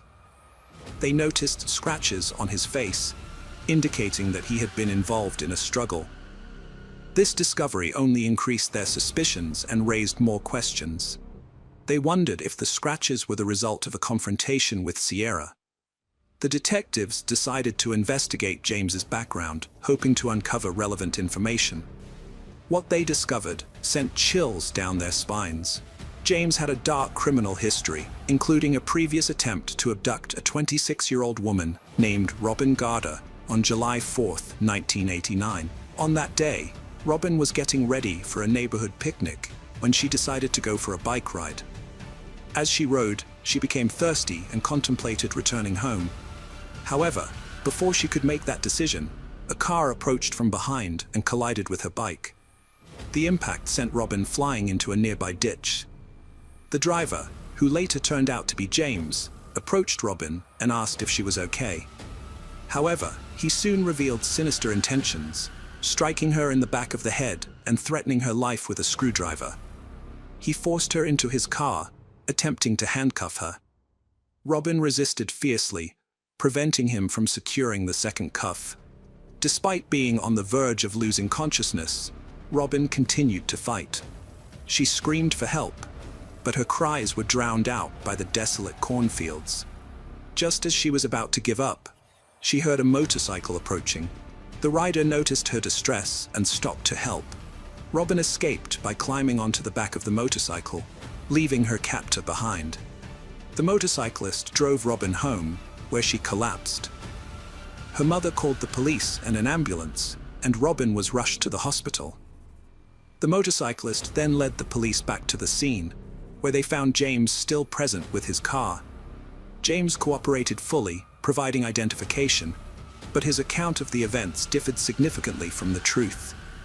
He denied any intention of abducting Robin, but the detectives were not convinced. James Worley claimed that he had to restrain Robin with handcuffs after a bike accident to prevent her from harming herself, not to harm her. He said he was concerned about her well-being and wanted to get her help. However, James had a dark past. In 1989, he was arrested for trying to kidnap Robin and was found guilty, receiving a 6 to 10-year sentence. Due to good behavior, he was released after 3 years. When Robin learned of his release, she was terrified, fearing he might harm her again. The police had reason to suspect James in Sierra's disappearance, given his criminal history. They obtained a search warrant for his residence, which he shared with his mother. Initially, nothing seemed out of the ordinary, but upon inspecting his expansive backyard, they found a suspicious barn. Inside the barn, they discovered a small green crate containing labeled and sealed bags of women's clothing, including a pair of bloody purple panties. The detectives also found a hidden freezer, air mattress with stains, zip ties, duct tape, and handcuffs. James claimed the items were for a porn business, but the evidence suggested otherwise. The police collected all the items for DNA testing, and the evidence led to James's arrest for Sierra's murder. The investigation continued, with the police searching every inch of James's property, including a pond, which they drained to search for evidence. The question on everyone's mind was, where was Sierra's body? The detectives expanded their investigation to the attic's front insulation and neighboring properties, recognizing that evidence might have been dispersed beyond James's property. They thoroughly explored all leads. A farmer reported a suspicious area in his field where the corn seemed matted down, with a nearby mound of dirt that resembled a potential grave. The farmer's concerns were heightened due to the ongoing search for Sierra, so he quickly contacted the police. The police responded promptly, noticing a fresh pile of dirt that fueled their suspicions. They carefully processed the area, avoiding potential evidence disturbance. Despite their thorough search, no clues were found regarding Sierra's whereabouts.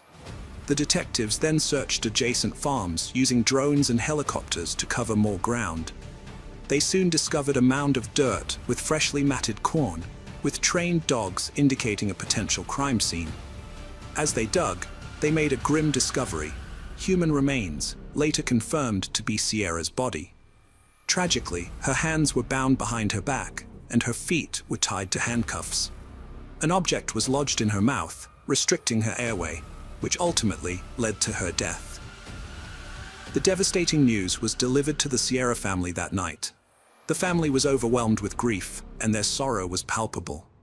1 month after the abduction and murder, James Worley was indicted on 19 counts, including kidnapping and aggravated murder. 2 years later, Worley stood trial, pleading not guilty despite overwhelming evidence. The state presented a terrifying story over 8 intense days, and the jury deliberated for 6 hours before finding Worley guilty on all counts related to Sierra's murder. The sentence imposed was death. Hello friends, welcome to our channel. Today, we're going to take a look at another horrible case with you. The case of Cody Johnson. At the age of 23, Cody was looking for a long-term partner. He confided in his friends about his desire to marry a woman who shared his values, specifically someone from a religious background. On Halloween 2011, he met Jordan, who would eventually become a pivotal figure in his life. Born in August 1991, Jordan grew up in Kalispell in a deeply religious family. She attended the Faith Baptist Church, where she worked with children and families, and her ultimate goal was to become a stay-at-home mother. When Cody and Jordan first met on Halloween, they quickly formed a connection. Although initially shy, Jordan opened up to Cody about her dreams of starting a family and her love for nature. Cody was smitten, but Jordan, who was only 20 at the time, was not ready for a serious relationship. They went on a few casual dates, but maintained a platonic relationship. However, Cody's feelings for Jordan only intensified, and he made a concerted effort to win her over. He joined her church, First Baptist, and began to socialize with her friends and community. Before long, their friendship blossomed into something more. Cody and Jordan officially started dating in November 2011, and Cody became completely enamored with her, wanting to spend all his time with her. Cody was convinced he wanted to marry Jordan just weeks into their relationship, despite her desire to remain chaste until marriage. Those close to they noticed Jordan didn't seem as invested in Cody as he was in her. While some attributed this to her shy nature, others were concerned about the imbalance in their relationship. They rarely showed affection in public, didn't hold hands, and didn't flirt. So, when Cody proposed in December 2012, many of Jordan's friends were surprised she accepted. They thought she wasn't ready for marriage after just a year of dating, but they were happy for her. Jordan eagerly shared her engagement ring on Instagram, captioning the post, "He proposed. Best early Christmas present ever." The wedding was set for June 29, 2013, and planning began immediately. Cody was heavily involved, along with Jordan's best friend and matron of honor, Kimberly Martinez. However, it was Jordan who seemed most enthusiastic about the wedding planning, even going so far as to perform a song with custom-written lyrics by Elizabeth Shee, which would later seem eerily prophetic. When someone, including Kimberly, brought up the idea of actually being married to Cody, Jordan's mood would quickly deteriorate. She repeatedly questioned Kimberly, her matron of honor, about whether she was making the right decision. On her wedding day, Jordan's true feelings about the marriage were evident. She was anxious and avoided eye contact with Cody, frequently looking down. Despite regaining her composure for the wedding photos and first dance, Jordan's unease persisted. The morning after the wedding, Jordan confided in a friend via text from their honeymoon hotel room. She revealed that she had not consummated the marriage and had rejected Cody's advances, not only on their wedding night, but for the next 6 nights as well. Jordan was anxious about Cody's expectations and didn't want to be intimate. She planned to use the excuse that her period had started, hoping it would work, as she feared being forced into something would cause her to panic. Jordan had an intense fear of sex due to her faith and reservations about Cody, causing her to feel anxious about intimacy with him. This anxiety reached a boiling point on July 7th, 8 days after their wedding, when Cody canceled his golfing trip with friends at the last minute because Jordan had planned a surprise for him. After attending church and spending some time alone on the lake, they had dinner with friends at Dairy Queen. Cody then went home with Jordan, and this was the last time anyone saw him. When Cody failed to show up for work, his co-worker Cameron Fredrickson became concerned. As a reliable and punctual employee, Cody's absence was unusual. Cameron decided to visit Cody's new house, which he had purchased with Jordan before their wedding. After knocking with no response, Cameron let himself in and searched the house for any clues about their disappearance. However, he found nothing. Cameron's concern turned to fear when he discovered Cody's phone in the garage. It was unusual for Cody to be without his phone, and this sparked grave concerns. After making several calls, Cameron learned that no one had seen Cody since dinner at Dairy Queen at 8:30. He immediately went to the police station to file a missing persons report, and the authorities took the case seriously from the start. Officer Chaz Zimmerman, one of the first to question Cameron, was struck by his distress. Zimmerman found it odd that Cameron's boss, not his wife Kimberly, reported him missing. Later that day, Kimberly finally reached Jordan, who claimed that Cameron had left with friends in a black car with Washington plates. According to Jordan, Cameron had received a disturbing phone call at the restaurant, so she gave him space. However, that night, Kimberly retrieved her phone charger from their car and discovered a text from Cody. The message stated that Cameron had planned to go for a ride with out-of-town friends who were visiting. Cody was unclear about the friends' identities, but Cameron always took his visiting friends to Glacier Park. Jordan told the police that she didn't recognize the men who were involved in Cody's disappearance, and that they hadn't fought that night. She suggested that Cody might have gone joyriding with his friends from out of town, as a possible reason for his disappearance. When questioned about why she didn't report Cody missing, Jordan explained that she didn't want to upset him by filing a report if he was planning to return within a few hours. However, as the hours turned into days, Cody's friends and family gathered at the family home, expressing confusion over his sudden disappearance. It didn't seem like something Cody would do, leaving his wife without a word. Jordan maintained her story until Kimberly confronted her about it. As the conversation continued, Jordan became increasingly uncomfortable. Eventually, she became so agitated that she threw her wedding ring across the room. While some thought this was just her unusual way of coping with the situation, Kimberly was convinced that Jordan was hiding something. The next day, she returned home and called her friend. Meanwhile, Jordan was summoned to the police station, where she was confronted by officers about the inconsistencies in her story. One of the officers said, "Jordan, I've gathered information that contradicts what you're telling me. I've spoken to several people, and it's crucial that I know you're being honest." Jordan responded, "I understand, and I think there's more to the story." Around the same time, Sher Johnson met with the police, armed with Cody's phone records from the day he vanished. She was worried about her son and hoped that the mysterious man Cody had called could provide some clues about his disappearance. However, it turned out that the mysterious caller was simply a friend returning a tool to Cody. The police quickly ruled him out as a suspect because he had a solid alibi. His wife was in labor at the time of Cody's disappearance. With all other leads exhausted, the police refocused their attention on Jordan. It was clear that she was hiding something, but her story didn't quite add up. On July 10th, a crucial breakthrough emerged in the case. An unexpected email arrived from Carmen Tony 607, claiming that Cody was dead and there was no need to continue searching. The message read, "Hello, Jordan. My name is Tony. There is no bother looking for Cody anymore. He is gone." Jordan showed the email to Hannah, remaining expressionless as he relayed the news. According to the email, Cody had supposedly died after falling off a cliff in Glacier National Park while with unknown companions. Hannah was devastated upon reading the message and urged Jordan to report it to the police immediately. Hannah recalled her reaction. "I was freaking out, asking what was going on. I read the email and it said Cody was gone. Jordan didn't show any emotion, didn't even cry.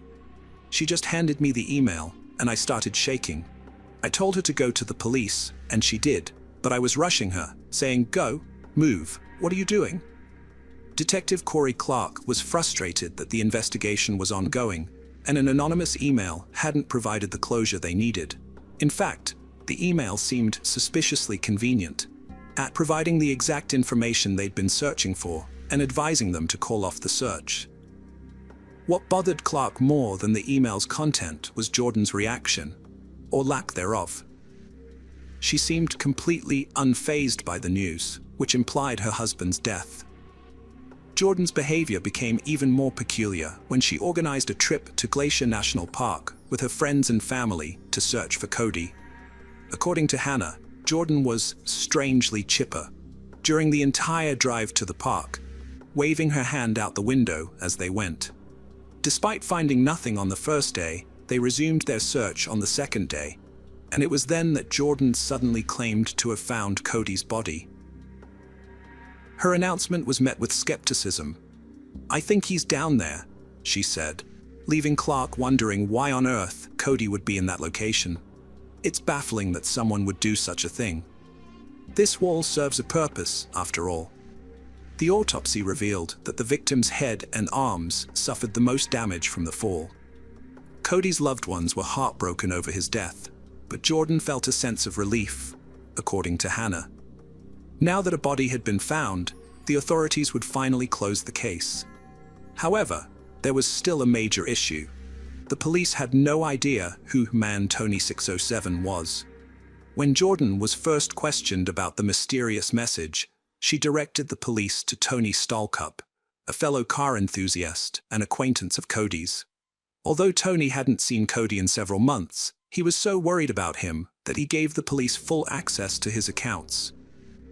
The police were unable to find the email address they were looking for, and Jordan and Cody's phone records did not provide much information. As a result, they had to contact Google to obtain the IP address associated with Carmen Tony 607. While waiting for this information, the police re-interviewed Cody's family and friends. During these interviews, Kimberly finally shared with the police Jordan's fragile mental state leading up to her marriage to Cody. She had expressed doubts and fears about marrying him, asking Kimberly multiple times if she should go through with the wedding. Jordan confided in Kimberly about her horror and fear of having sex with Cody, even regretting that Ed had married him and wishing she could undo everything. When Kimberly advised Jordan to be honest with Cody about her feelings, Jordan responded, "I should be happy, but I'm not. If I tell him, it's going to break his heart." 2 days before Cody's disappearance, Jordan typed a disturbing message. "He held me down the other night, and he was in my face."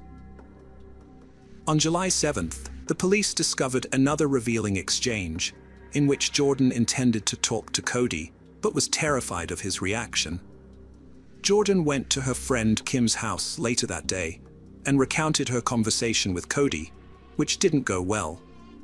Cody became enraged, and she left to give him space, eventually spending the night at her step-parents' house.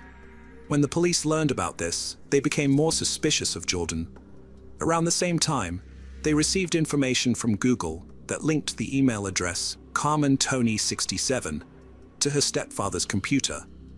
Although a brief interview with each member of the Graham family suggested Jordan was behind the email, it wasn't conclusive evidence. However, cell phone records and security cameras painted a clearer picture. The records showed that Cody and Jordan's phones were in the vicinity of Glacier National Park on the night of Cody's disappearance. Security cameras even captured them entering the park at 9:17 p.m. Despite Jordan's initial denial of being with Cody that night, the evidence suggested otherwise. On July 18, 2013, the police brought Jordan in for questioning and presented her with the evidence. She broke down in tears and finally revealed her version of events from July 8th. According to Jordan, she confessed her marital doubts to Cody, leading to a massive argument.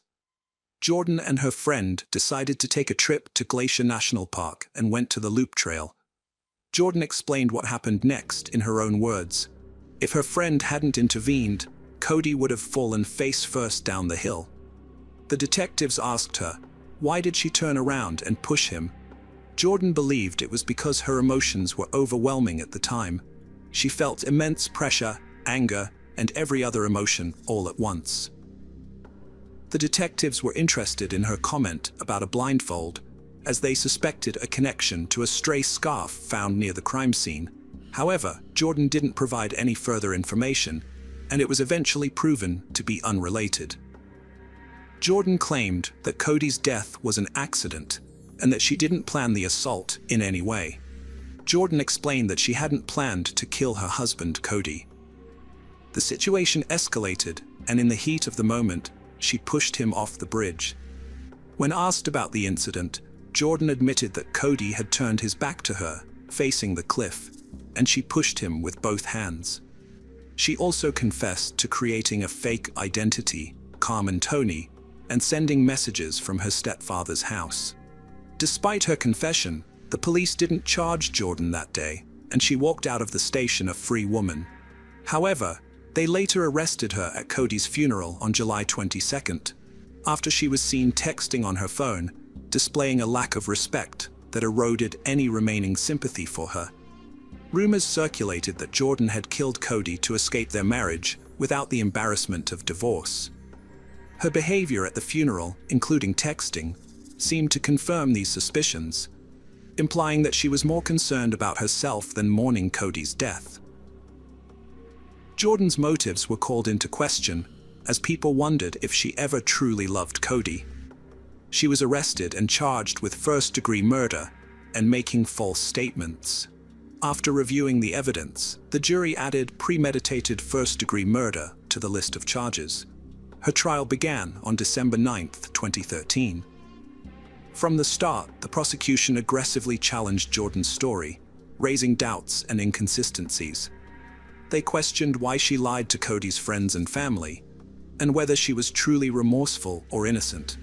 The prosecution's questioning was relentless, and Jordan's situation looked increasingly dire. The testimonies from Cody's loved ones further damaged Jordan's case, portraying her as a heartless wife who murdered her husband to avoid intimacy. Her defense team attempted to argue self-defense, but it seemed unlikely to succeed. Faced with the possibility of a worse outcome, Jordan opted for a plea deal, accepting a 30-year prison sentence without parole in exchange for the prosecution dropping the first-degree murder charge.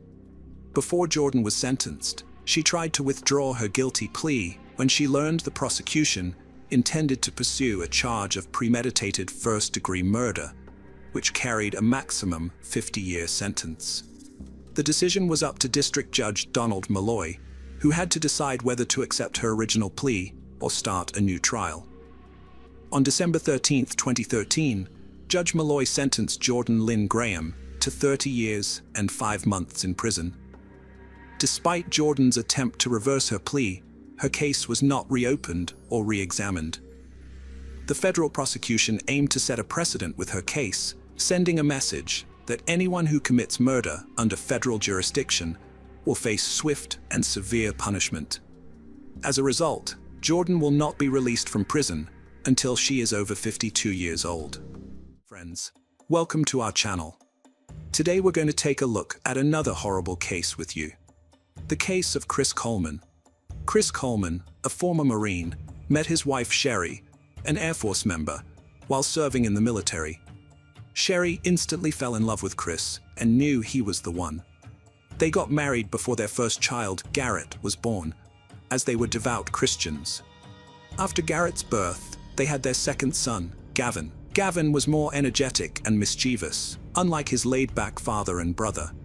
Chris and Sherry were devoted parents who cherished their children. Sherry protected them fiercely, while Chris enjoyed every moment with them.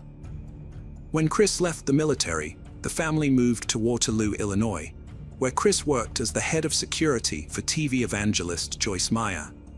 Joyce's luxurious lifestyle sparked controversy, with critics accusing her of exploiting her followers' fears. Chris's job was to protect Joyce from threatening letters and hate mail. He worked as her bodyguard and earned a substantial salary, providing financial security for his family.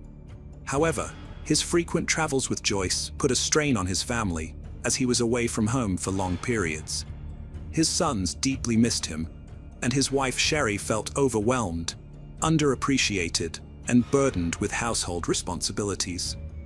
In October 2008, Chris went to Florida, where his wife grew up, and met with an old friend, Tara Lintz, who gave him a tour of the city. Days later, Chris received a disturbing email from an address called Destroy Chris, warning him that he and his family would be in danger if he continued to work for Joyce Meyer. The ministry received more threatening emails, specifying a time and date for the potential attack on Chris's family. The emails seemed to have inside information on Chris's schedule, including his upcoming trip abroad. Chris told Sherry about the threatening emails he had been receiving, and on the following Monday, he reported them to the local police. As Chris often worked away from home with Joyce Meyer Ministries, the police offered to increase patrols around their house during his absences. But this did little to alleviate Sherry's fear for her family's safety. Sherry's concern was so great that she once asked a friend to stay with her while Chris was away, as she didn't feel comfortable being alone in the house. She emphasized that she would do whatever it took to keep her family safe. 2 months into the threats, the Colemans received a disturbing, hand-delivered letter demanding that Chris publicly renounce his faith or face severe consequences. The letter's ominous tone left Sherry genuinely fearful for her family's safety. The threat had a profound impact on Sherry, and her fear grew daily.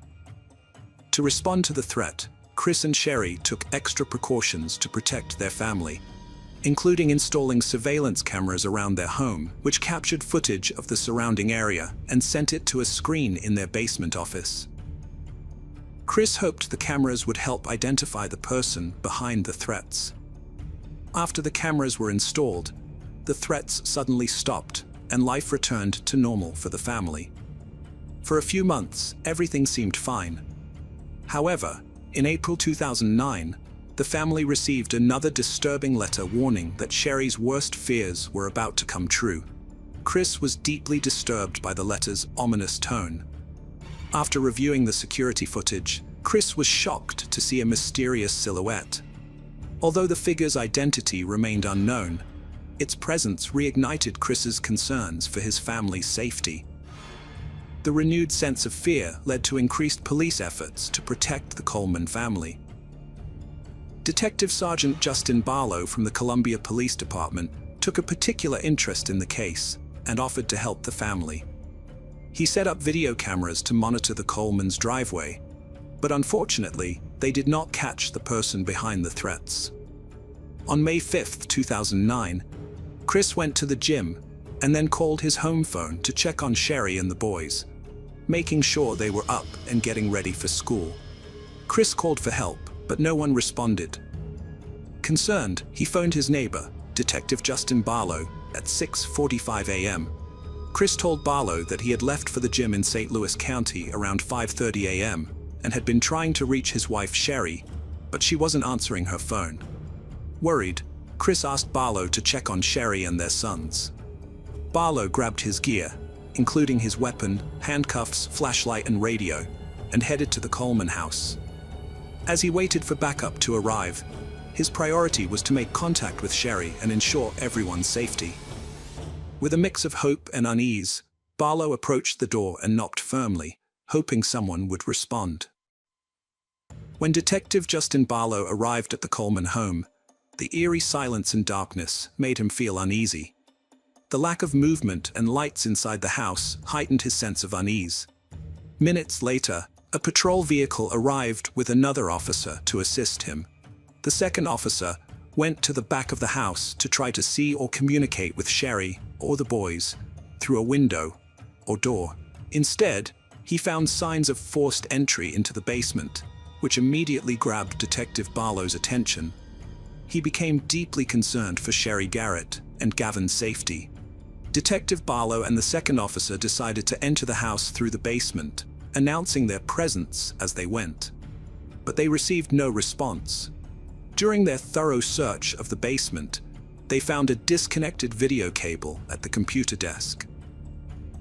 This discovery led them to believe that the camera's digital video recorder was missing. Detective Justin Barlow and the second officer searched the Coleman home from the basement up, noticing a strong smell of aerosol spray paint that grew stronger as they climbed the stairs.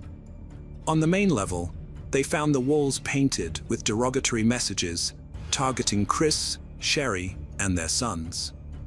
13 minutes after Chris called the detective, Chris returned home from the gym and was told to wait outside while the officers searched the house.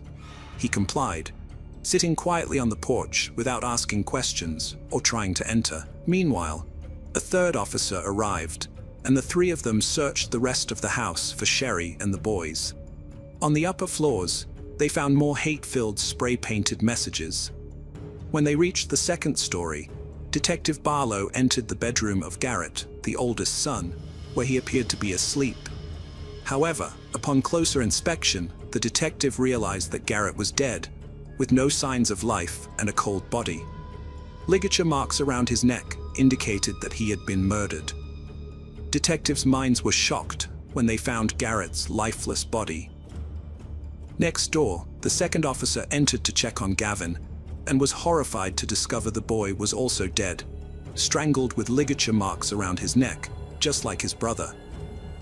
The gruesome scene was made even more disturbing by an obscene message spray-painted on the bedsheets. In the master bedroom, the third officer found Sherry's lifeless body on the bed, her hair covering her face. It was clear she had been murdered. As the officer examined the room, he noticed Sherry's body had several bruises, indicating she had fought back and tried to defend herself and her sons. After discovering the bodies of Sherry, Garrett, and Gavin, detectives, including Justin Barlow, heard Chris enter the house, having waited outside for news about his family. Detective Barlow took Chris outside to give him some privacy to process the news. However, as the reality of the situation sank in, Chris's reaction was intense. He felt sick, collapsed, and curled up into a fetal position, unable to contain his emotions. The shock of the brutal murders was too much for him to comprehend. Chris was in disbelief that his family had been taken away in such a violent manner. In desperation, he tried to reach out to his father, Ronald, telling him that something had happened to Sherry and the boys. Ronald immediately realized that Chris was in shock upon receiving the news. Ronald was stunned by the tragedy that had befallen his family. The shocking news of the murders of Sherry, Garrett, and Gavin spread quickly throughout the community of Waterloo, Illinois, where the Coleman family lived. As the neighbors learned of the tragedy, they were left devastated and terrified. Chris expressed remorse for leaving his family alone to go to the gym, but when asked if he had any idea who might have committed the crime, he claimed to have no clue. Nevertheless, Detective Barlow noticed several suspicious behaviors during the interview. One red flag was Chris's lack of curiosity about the details of his family's murder, which seemed unusual given the gravity of the situation. The detective noticed Chris trying to hide scratches on his arms during the interview, even using a blanket to conceal them despite the warm temperature.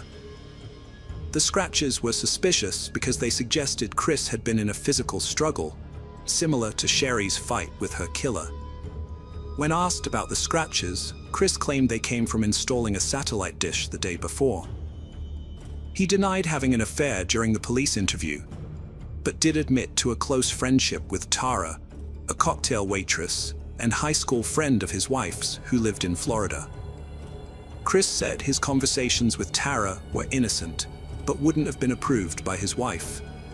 He insisted he would never consider leaving his family for Tara. However, when detectives contacted Tara, her story contradicted Chris's. She revealed that they had been having an affair since November 2008. Tara provided evidence from her phone and laptop, including emails, explicit pictures, and videos that exposed the true nature of their relationship.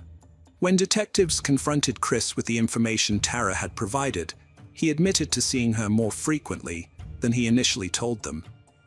Further investigation revealed that Chris and Tara had a secret arrangement to meet at locations where Chris worked for Joyce Meyer. They would sneak away together, often to exotic destinations like Hawaii, to spend time together without their family's knowledge. Although Chris claimed that his relationship with Tara was not an affair, detectives found evidence on Tara's phone and computer that suggested otherwise. Tara had marked a wedding to Chris on her calendar, as well as planned vacations with him, indicating that she believed Chris intended to leave his family for her. The detectives were suspicious of Chris because the evidence contradicted his claim that his relationship with Tara was casual.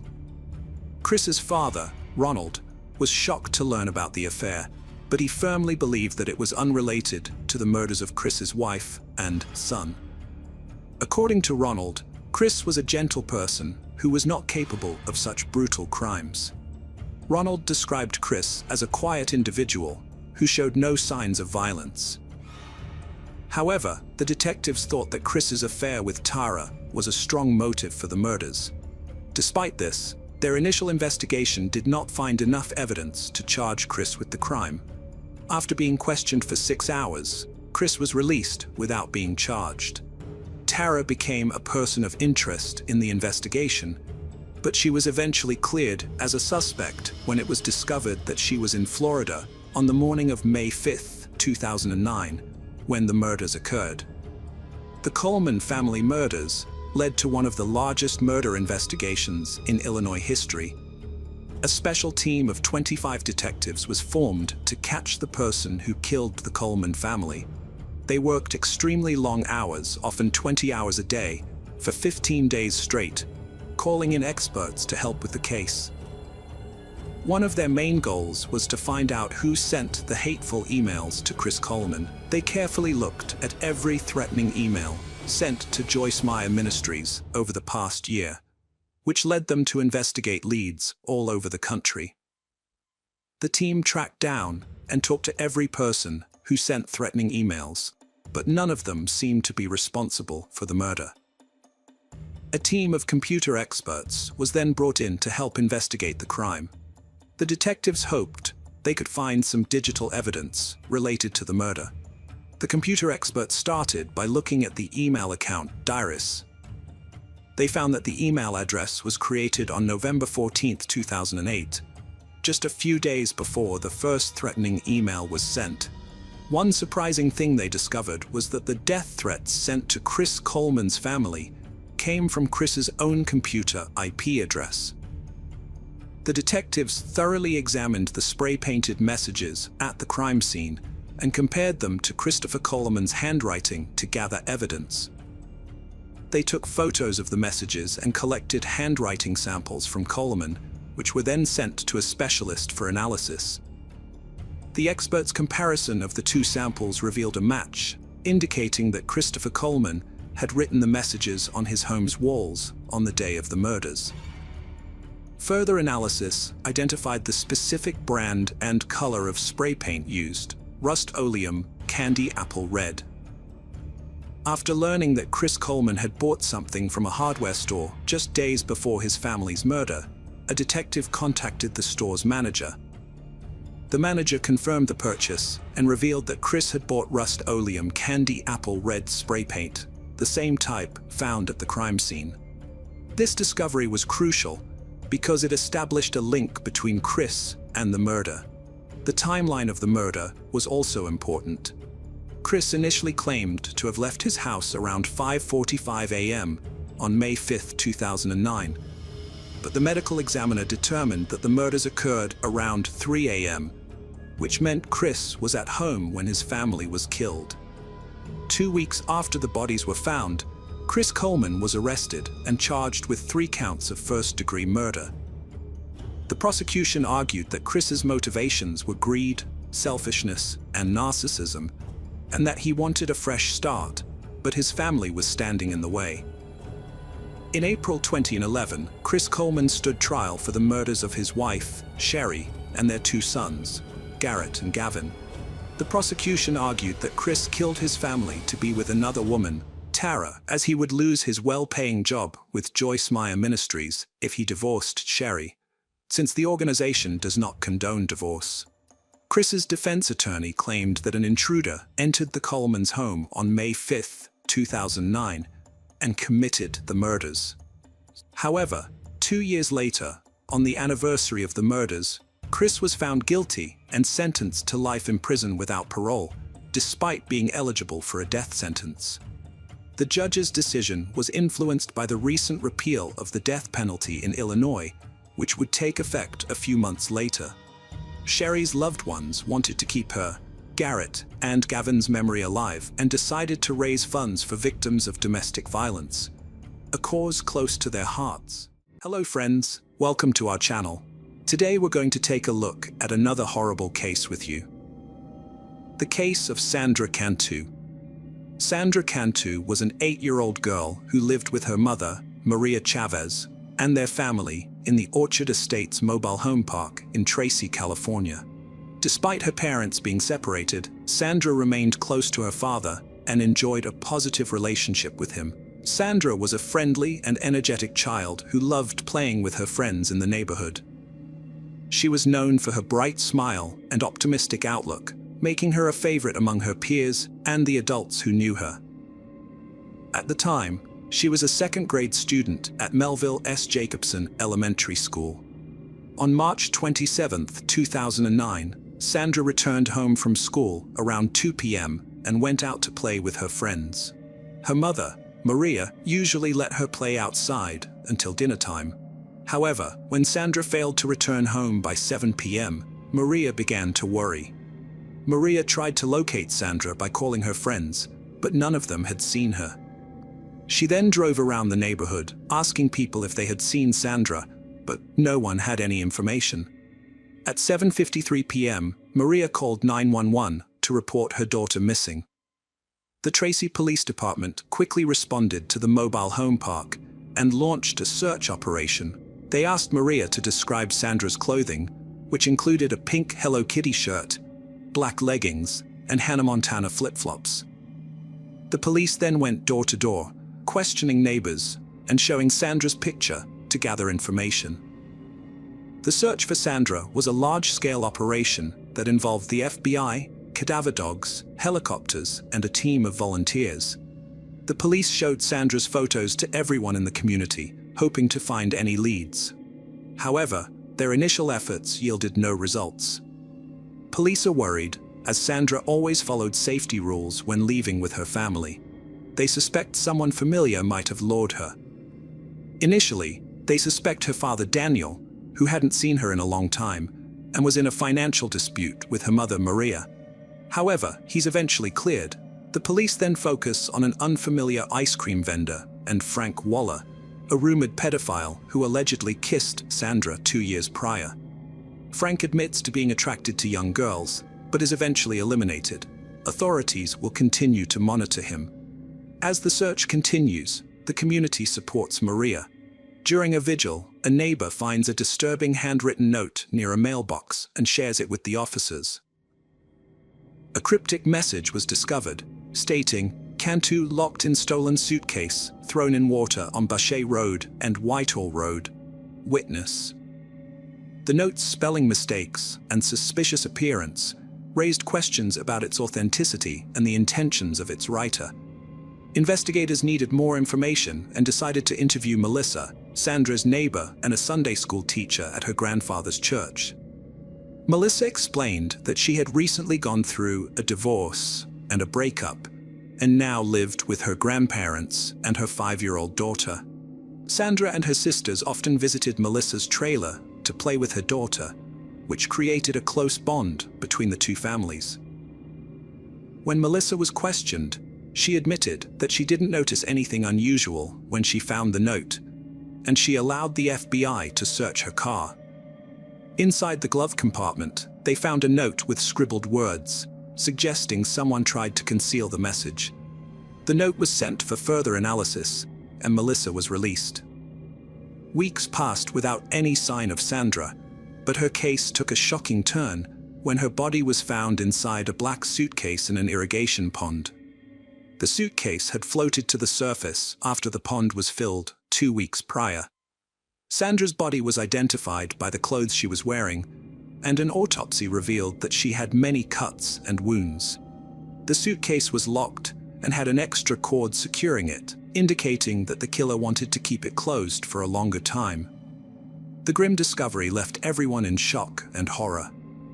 The farmer who found the suitcase, Jose Luis Franco, was rewarded $20,000 for alerting the authorities. The autopsy revealed that Sandra had been severely assaulted, with no signs of biological fluids, but indications of an unknown object being used. The cause of death was asphyxiation, and a high dose of alprazolam was found in her system, suggesting she had been drugged. The official cause of death was ruled as homicidal asphyxiation. Tragically, it was determined that Sandra had been murdered just hours after she was last seen on surveillance footage, sending shockwaves through the community. The investigation revealed that Sandra's killer was not a random abductor, but someone she knew. The police pieced together a profile of their potential suspect. A white male, aged between 25 and 40, with a history of sexual assault or possessing child abuse material. The investigation took a surprising turn when a neighbor reported seeing a dark purple, two-toned SUV near the irrigation pond on the day Sandra disappeared. The car's unusual color and unfamiliarity in the area raised suspicions, and the neighbor's description matched a woman named Melissa Huckabee. Surveillance cameras showed Melissa getting into her SUV near Sandra's house around 3:30 p.m. and then driving towards her own house. She was later seen near the pond around 5:30 p.m. This timeline placed Melissa in the area around the time Sandra went missing, making her a prime suspect. However, when the police approached Melissa, they found that she had attempted suicide by ingesting razor blades and was hospitalized.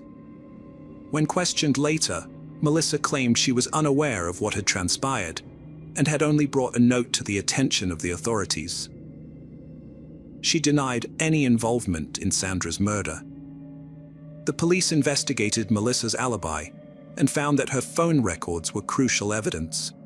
Earlier, Melissa had reported a theft to the police, claiming that her suitcase was stolen from her driveway around 4 p.m. She even sent a text message to Maria, mentioning the stolen suitcase.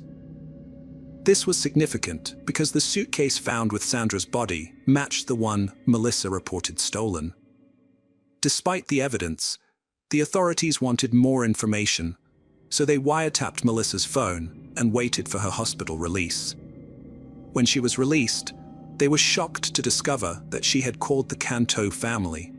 Melissa invited one of Sandra's siblings to her home, but when the police responded, they found no children, suggesting that Melissa might have been planning to lure another child to her house.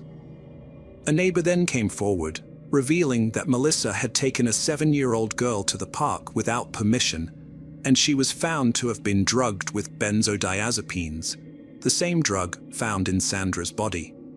The police suspicion of Melissa grew, and they discovered a notebook in her trailer with handwriting matching the note she claimed to have found.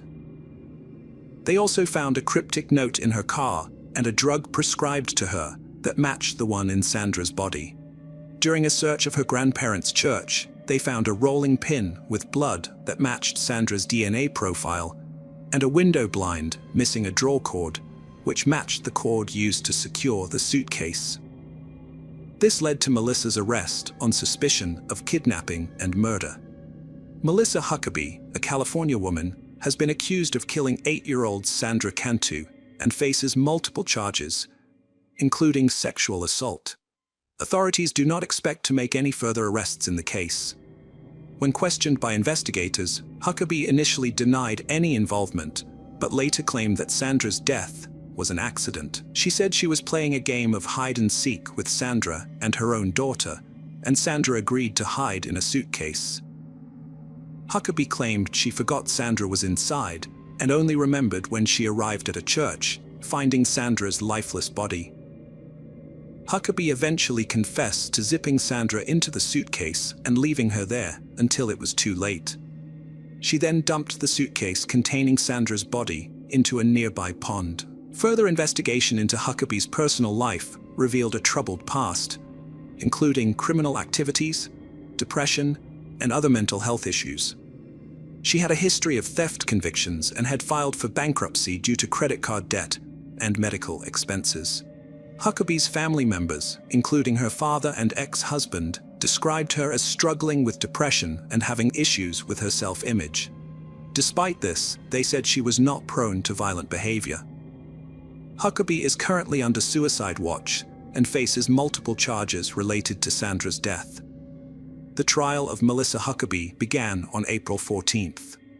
During the proceedings, she became emotional when the prosecution described her criminal actions. She closed her eyes and struggled to hold back tears. Prosecutor Thomas Tester presented evidence that Melissa had planned Sandra's murder. Surveillance footage showed that Sandra had intended to visit Melissa's house. The prosecutor alleged that Melissa took Sandra to a church where she gave her juice laced with a powerful sedative. Once Sandra was unconscious, Melissa attacked and suffocated her to death.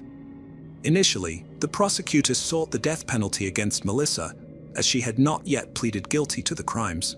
However, during the trial, Melissa made a sudden decision to plead guilty, taking full responsibility for her actions.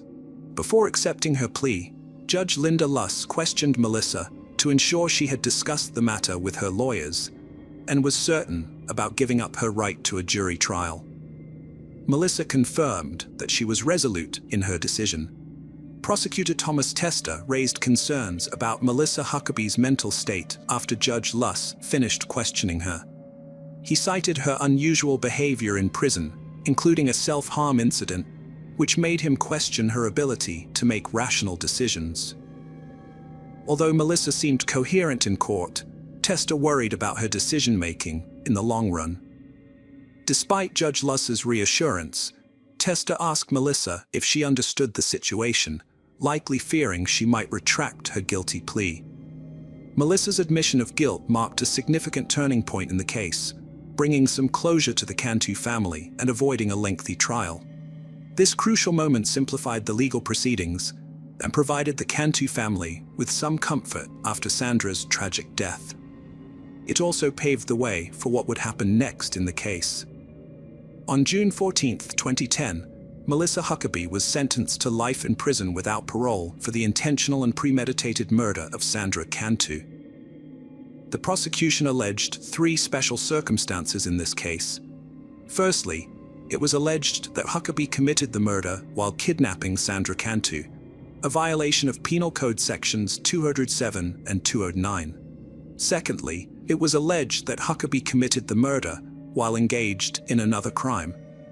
Thirdly, it was alleged that Huckabee committed the murder during or immediately after attempting to commit rape by instrument, a violation of Penal Code Section 289, as defined in Penal Code Section 1.2.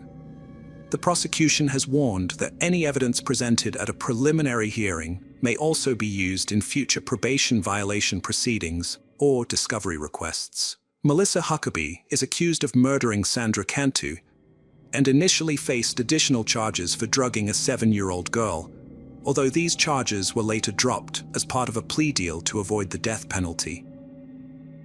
Melissa has pleaded guilty to the first-degree murder and kidnapping of Sandra Cantu. Her heinous crime against a young girl in Tracy, California shocked the nation, and today the court will determine her punishment. This morning, there will be 2 hearings related to the Sandra Cantu murder case. The first hearing will focus on Melissa's sentencing, followed by a decision on whether to lift the gag order. Our correspondent, Lizzi Marriott, is reporting live from outside the San Joaquin County Courthouse in Stockton, where it promises to be a very busy day. In just 3 hours, Melissa Huckabee will be formally sentenced for the murder and kidnapping of 8-year-old Sandra Cantu. The community and Sandra's family are eager for the proceedings to come to an end. Last month, Melissa pleaded guilty and will likely spend the rest of her life in prison without parole. As part of her plea deal, the rape charge against Melissa was dropped, sparing her from the death penalty. During her sentencing, Melissa expressed remorse and confusion over her actions, directly addressing Sandra's mother. She acknowledged that she couldn't understand her own motivations, saying that she wished she could give an explanation for what had happened, and that she still couldn't understand why she had done what she had done. Melissa also apologized, saying that for the pain she had caused, saying sorry wasn't enough, but it was all she could do. She added that since the day Sandra had died, she had had to live with the consequences of her actions, and that for the rest of her life, she would have to live with the responsibility of Sandra's death. Sandra's father expressed his struggle to forgive Melissa, saying that they were supposed to forgive their enemies, but he didn't know what to make of her. He added that nothing that happened that day would change the fact that she had taken the life of an innocent little girl who hadn't even gotten to decide what ice cream to eat. The community was deeply affected by Sandra's tragic death. On April 16, 2019, over 600 people attended her funeral to pay their respects. To honor her memory, volunteers planted a tree and built a new playground at Jacobson Elementary School, and one of her cousins started an annual celebration called Tracy Celebrates Children, which helps local kids get fingerprinted and photographed in case they go missing. The prosecutors believed that Melissa deliberately planned and executed the tragic event, but she never shared her motives, leaving investigators baffled. Melissa's past struggles with depression, difficult history, and self-harm were revealed in documents, but they didn't provide a clear explanation for her actions. Melissa is now serving a life sentence in San Juan County Jail, a constant reminder that serious crimes have serious consequences. While the pain of losing Sandra will never fully heal, her family finds solace in knowing that justice has been served, and her death did not go unanswered. Hello friends, welcome to our channel. Today we're going to take a look at another horrible case with you, the case of Alejandra Lafuente. Alejandra Lafuente was a stunning brunette with captivating hair and bright brown eyes that accentuated her thick, dark eyelashes. She maintained her athletic physique through a dedicated fitness routine, which included yoga and breathing exercises. Taking care of herself was a top priority for Alejandra, and she frequently visited beauty salons, massage parlors, and spas to pamper herself. During warm weather, she could often be found lounging on the beach while still managing to get some scientific work done. On cloudy days, she would opt for tanning salons instead. It's clear that Alejandra had a deep affection for herself and believed she embodied the ideal of female attractiveness. Her career was also thriving, thanks in part to her father's influence.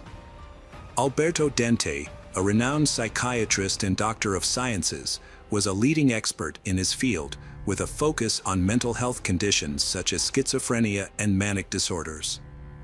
His groundbreaking scientific work and experiments had earned him widespread recognition.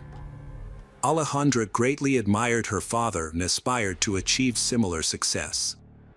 She followed in his footsteps by enrolling in a prestigious university to study psychiatry, where she graduated with honors.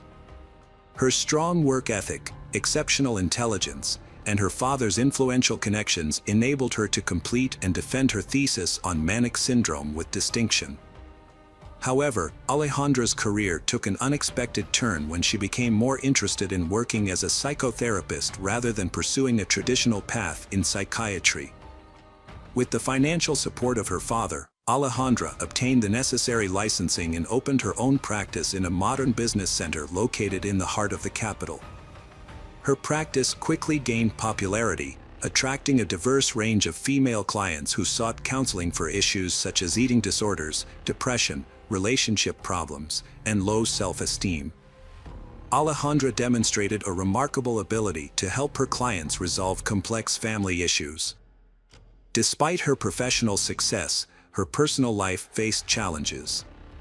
Her first marriage ultimately ended in divorce, but it was blessed with two beautiful daughters who inherited Alejandra's captivating eyes and her father's sharp sense of humor. Alejandra wasn't discouraged despite having two children. She still wanted to meet someone who could be a good partner and father to her daughters. After her separation, her ex-husband would visit on weekends to spend time with Shees and help with household chores. However, his last visit would be his final one. Alejandra asked him to enter through the backyard, claiming the front door lock was jammed. She then directed him to the bathroom, saying their youngest daughter was bathing. Unaware of the danger, he complied. The house was eerily silent, with no cartoons or children's laughter. Upon entering the bathroom, he noticed tape on the floor and an empty bathtub. At that moment, he realized something was wrong. Alejandra stood behind him, wielding a hammer. She delivered 2 forceful blows to his head, causing him to collapse with blood pouring from his skull.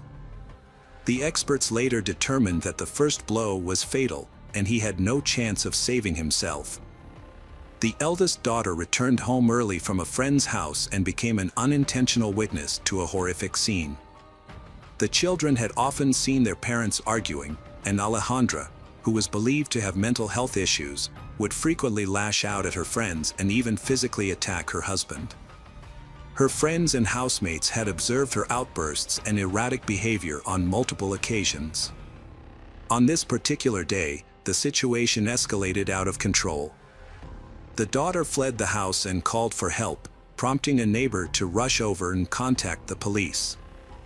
Alejandra, a psychologist, was arrested and charged with murder. She spent a month in a cell awaiting her initial court hearing. During the trial, Alejandra maintained her innocence. Her lawyers argued that she had acted in self-defense, claiming that her ex-husband was excessively jealous and had fabricated stories about her bringing men into the house, which could harm the mental well-being of their daughters. According to their version of events, on the day of the crime, the ex-husband had shown up unexpectedly at Alejandra's house, entering through the back door in an attempt to catch her with another man. He then allegedly attacked Alejandra, who was in the bathroom trying to assemble a nightstand. She was forced to defend herself and delivered 2 blows to the back of her ex-husband's head. On June 14, 2012, the court delivered its verdict. Considering the evidence presented by her defense team and the fact that she had 2 young children, Alejandra was sentenced to 1 year and 4 months in prison. However, thanks to the efforts of her lawyers and her father's financial support, her prison term was commuted to a suspended sentence. A few months later, her team filed an appeal, requesting that the charges be dropped. The basis of the appeal was that Alejandra had acted in self-defense. Human rights activists rallied around her, calling for a jury trial and portraying her as a victim of domestic violence. The court reviewed her case and ultimately handed down an acquittal. After her release, Alejandra resumed her work as a psychological counselor. She cultivated an image as a victim of gender inequality who had fought for her rights and won. This newfound image boosted Alejandra's popularity among potential clients. She soon met Alan Carrera Cuellar, a wealthy Mexican businessman and the son of Adrian Carrera Francis. Alan was tall, handsome, and impressive.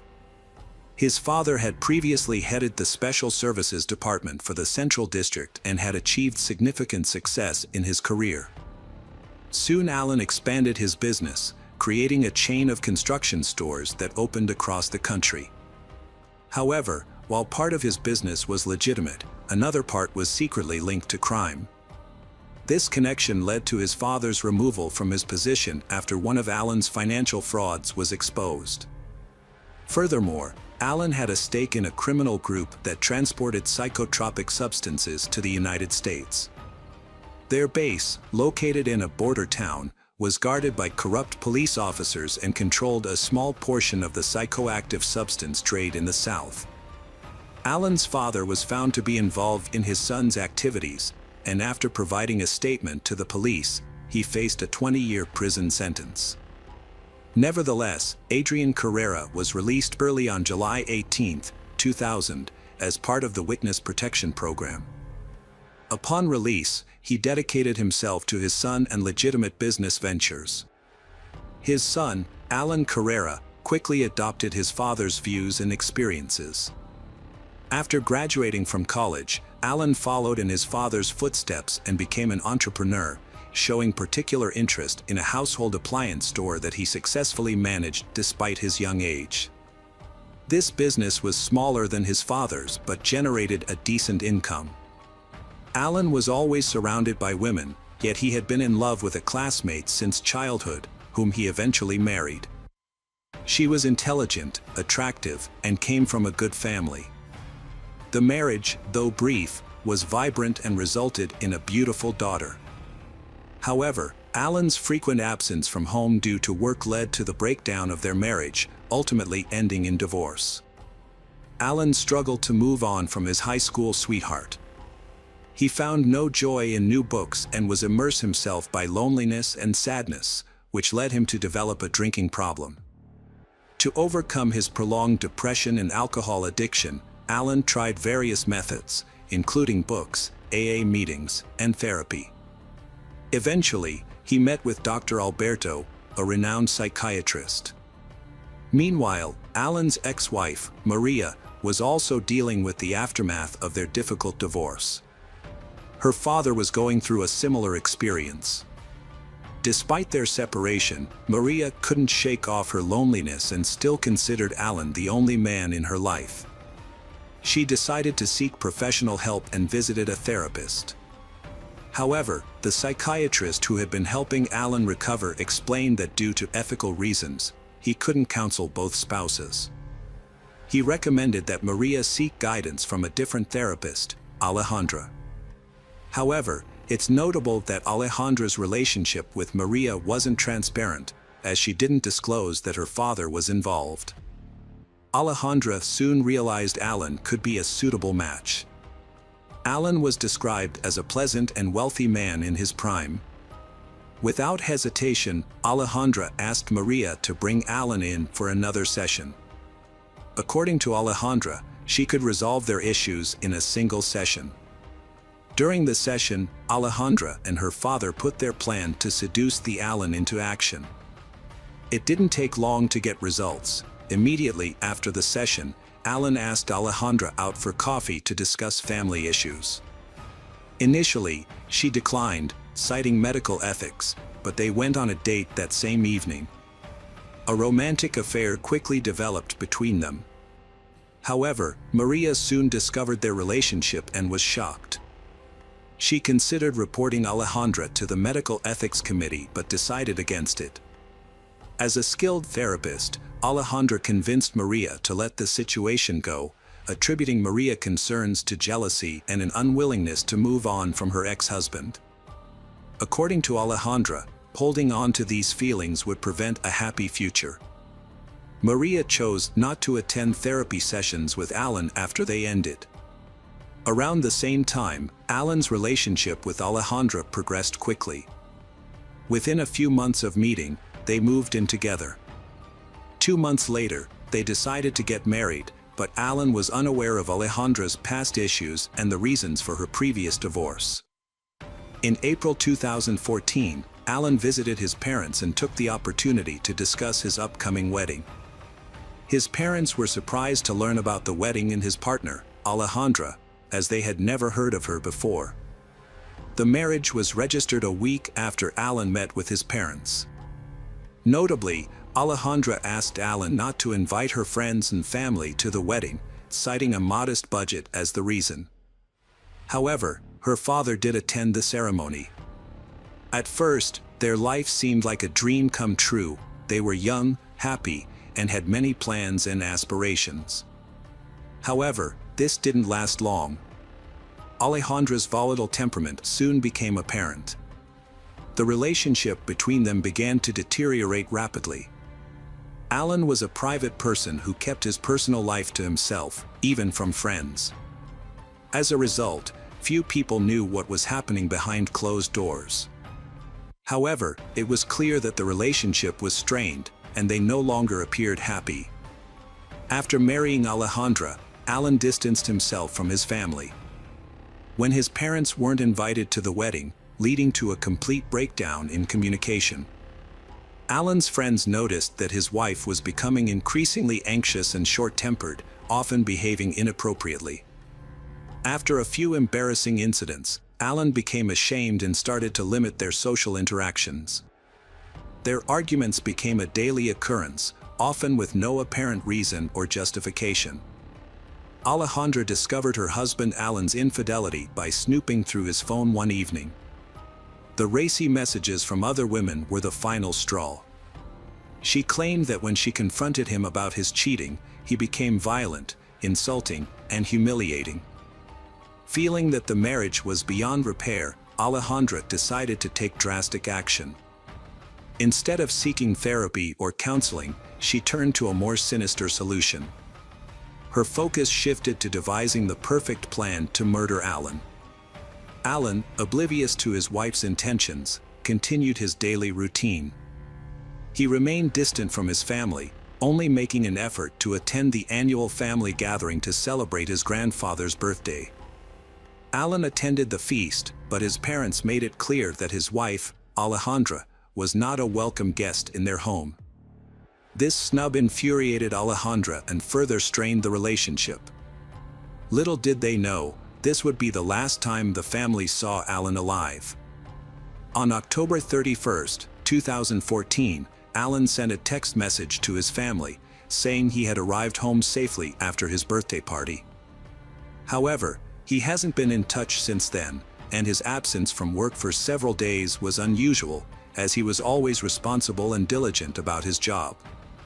With the launch of a new business venture approaching, Alan's presence was crucial. But Alejandra had a sinister plan, which she set in motion after Alan returned from his birthday celebration. The couple had another argument, and Alejandra decided to eliminate her husband. Alejandra spiked his milk with a powerful sleeping pill, which Alan typically drank before bed, and then smothered him with a pillow. Alejandra took pleasure in watching her husband struggle to regain consciousness, pathetically trying to remove the pillow and take a breath. The most challenging part, however, was disposing of the body, a task she hadn't had time to plan for. Alejandra was in a desperate situation, as her husband Alan was too heavy for her to move on her own. With time running out, she rushed to her neighbor's vegetable garden to borrow an electric saw. She used the saw to cut Alan's body into pieces. This behavior seemed like something only a true sadist could accomplish. After dismembering the body, Alejandra packed the parts into garbage bags, taking the precaution of cutting off fingers and pulling teeth to hinder identification if the body was discovered. She stuffed the bags into suitcases to make it easier to remove the remains from the house without arousing suspicion. However, her plan was foiled as dawn approached. Alejandra struggled to leave the house with the heavy suitcases unnoticed. An elderly neighbor, who was awake due to insomnia, watched from her window and grew concerned about Alejandra's early and suspicious departure. It seemed strange that her husband wasn't helping her with the heavy luggage, and Alejandra's constant glancing around only added to the neighbor's unease. At dawn, Alejandra returned home, surprising her vigilant neighbor even more than before. It was later discovered that she had dispersed bags containing her ex-husband's remains across different neighborhoods to conceal her actions. As a new day began, she resumed her daily routine. On November 6, 2014, Mexican police made a gruesome discovery, a human torso with no teeth and no fingers. The entire police force was alerted due to the extreme brutality of the incident. Within a day, additional body parts were found in various locations throughout the city. Notably, the distance between the locations where the body parts were found was substantial. This would later be linked to Alejandra's prolonged absence from home. All the discovered body parts were sent to a leading forensic laboratory, where experts promptly confirmed that they belonged to the same individual. To avoid raising suspicions, Alejandra sent messages to Alan's relatives, claiming they were going on vacation and would be unreachable. Unbeknownst to her, Alan had recently distanced himself from his family and wasn't in contact with them. However, Alejandra's plan was foiled when her father, Alberto, called Alan's father's house to inquire about Alejandra's whereabouts. Alberto was concerned because he hadn't heard from her in a while, and her patients were worried about missing their counseling sessions. Later, Alberto called Alan's relatives again, informing them that Alejandra had been found and forcibly admitted to a clinic due to depression caused by her husband's infidelity. This alarming news prompted Alan's relatives to try and locate him, but they were unsuccessful. As a result, Alan's family sought police assistance. Forensic experts compared the remains of a recently discovered corpse with Alan's characteristics and confirmed a 100% match. Alan's relatives also identified the body, which was especially distressing for his grandfather. Shortly after the identification, his grandfather fell ill with heart disease and lost. The investigation led to a search warrant for Alan's home and office, where a patch of freshly dug earth was found in the backyard. Upon further digging, fingers and teeth were discovered. Alejandra was immediately apprehended, and traces of blood were found in one of the rooms, on the car trunk, and in the garage. Initially, Alejandra denied her guilt, hoping to escape punishment as she had with her previous husband's case. However, the investigation quickly resolved the case, aided by the testimony of an elderly witness whose account matched Alan's estimated time of death. Alejandra had used her position to obtain a powerful sleeping pill, a medication only accessible to doctors. This new evidence further implicated her in the case, establishing a link between Alejandra and the brutal murder of her husband. CCTV cameras played a crucial role in tracing Alan's movements, confirming that he entered the house but never left.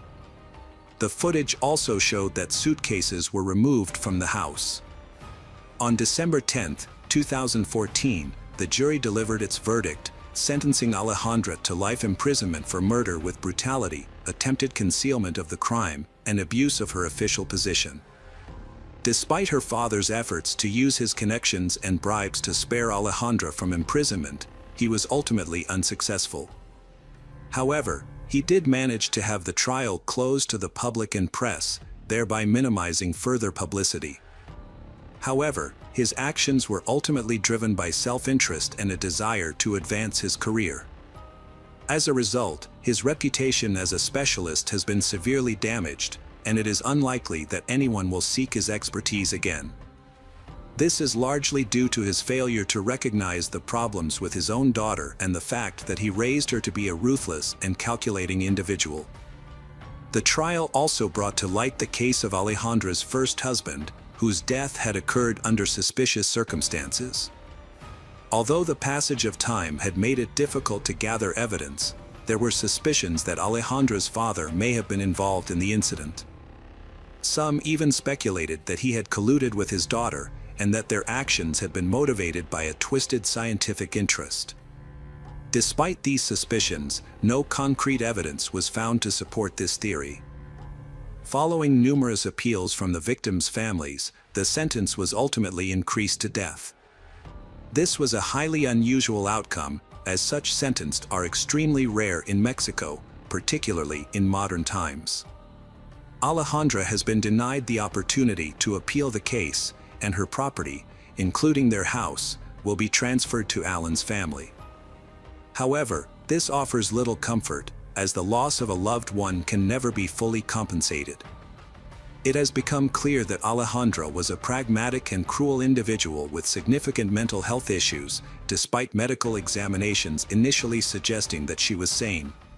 Hello friends, welcome to our channel. Today we're going to take a look at another horrible case with you. The case of Rachel Anderson. Rachel Anderson was born on January 28, 1994, in Warren, Ohio, to parents William, Bill, Rachel, and Patricia, Trish, Rachel. She grew up with a younger brother, John, with whom she shared a close family bond. Rachel graduated from Warren Harding High School in 2012, where she excelled academically as a member of the National Honor Society. She was also an active athlete, participating in soccer and volleyball. Despite the unconventional nature of her career aspirations, Rachel had always dreamed of becoming a funeral director since childhood. This passion led her to pursue a degree in mortuary science at Youngstown State University. Her hard work and dedication earned her recognition as one of the top students in her field and secured a scholarship. Following her undergraduate studies, Rachel enrolled in the Cincinnati College of Mortuary Science, graduating in 2016 with a Bachelor of Science in Mortuary Science.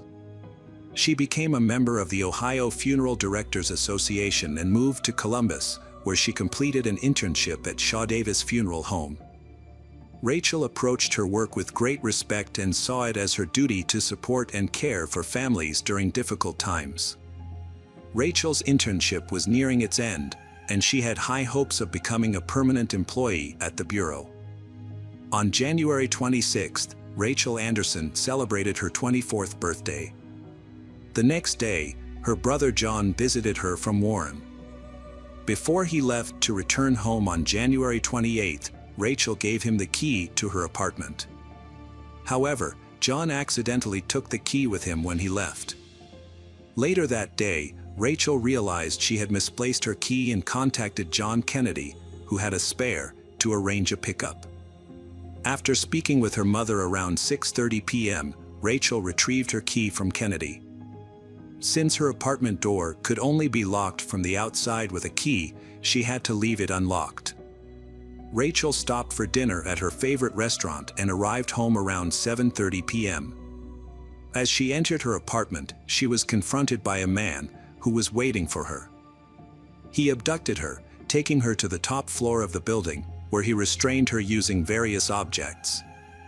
The man bound Rachel's feet and ankles with a hair dryer cord, tied her hands with a belt and blinds cords, and used a curling iron cord to restrain her wrists. He also gagged her to silence her. A man then forced Rachel to reveal her PIN numbers and subjected her to torture, abuse, and physical harm. Ultimately, he strangled her with a cord from an electric blanket, causing blunt force trauma, and the stab wound to her head. After the attack, the man hid Rachel's body in a closet, leaving her partially naked with the electric blanket cord still tied around her neck. He then stole her car and used her bank cards to make purchases at several stores in Columbus. Forensic evidence revealed that bruising and red marks on Rachel's ankles and wrists suggested she was alive when the perpetrator restrained her. A DNA sample was discovered on the rope used to tie her up and on Rachel's body. The coroner's autopsy report concluded that Rachel's death was caused by a stab wound to the head and neck, contradicting the initial theory of strangulation. After interviewing Rachel's co-workers and her ex-boyfriend, who had an alibi, detectives explored alternative explanations for the attack. They returned to Rachel's apartment to search for clues, hoping to identify the perpetrator. During this search, they found Rachel's purse, which was missing her wallet, on the living room floor. 2 weeks later, Rachel's mother discovered the 9-inch steak knife used in the stabbing in a box in the apartment.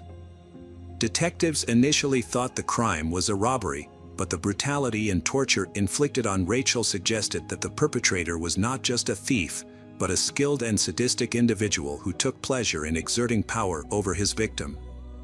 The investigators considered various motives but had no suspects and kept the investigation details secret to avoid compromising the case. Later, DNA samples were found on Rachel's body and at the crime scene, but unfortunately, they did not match anyone in the Special Services database.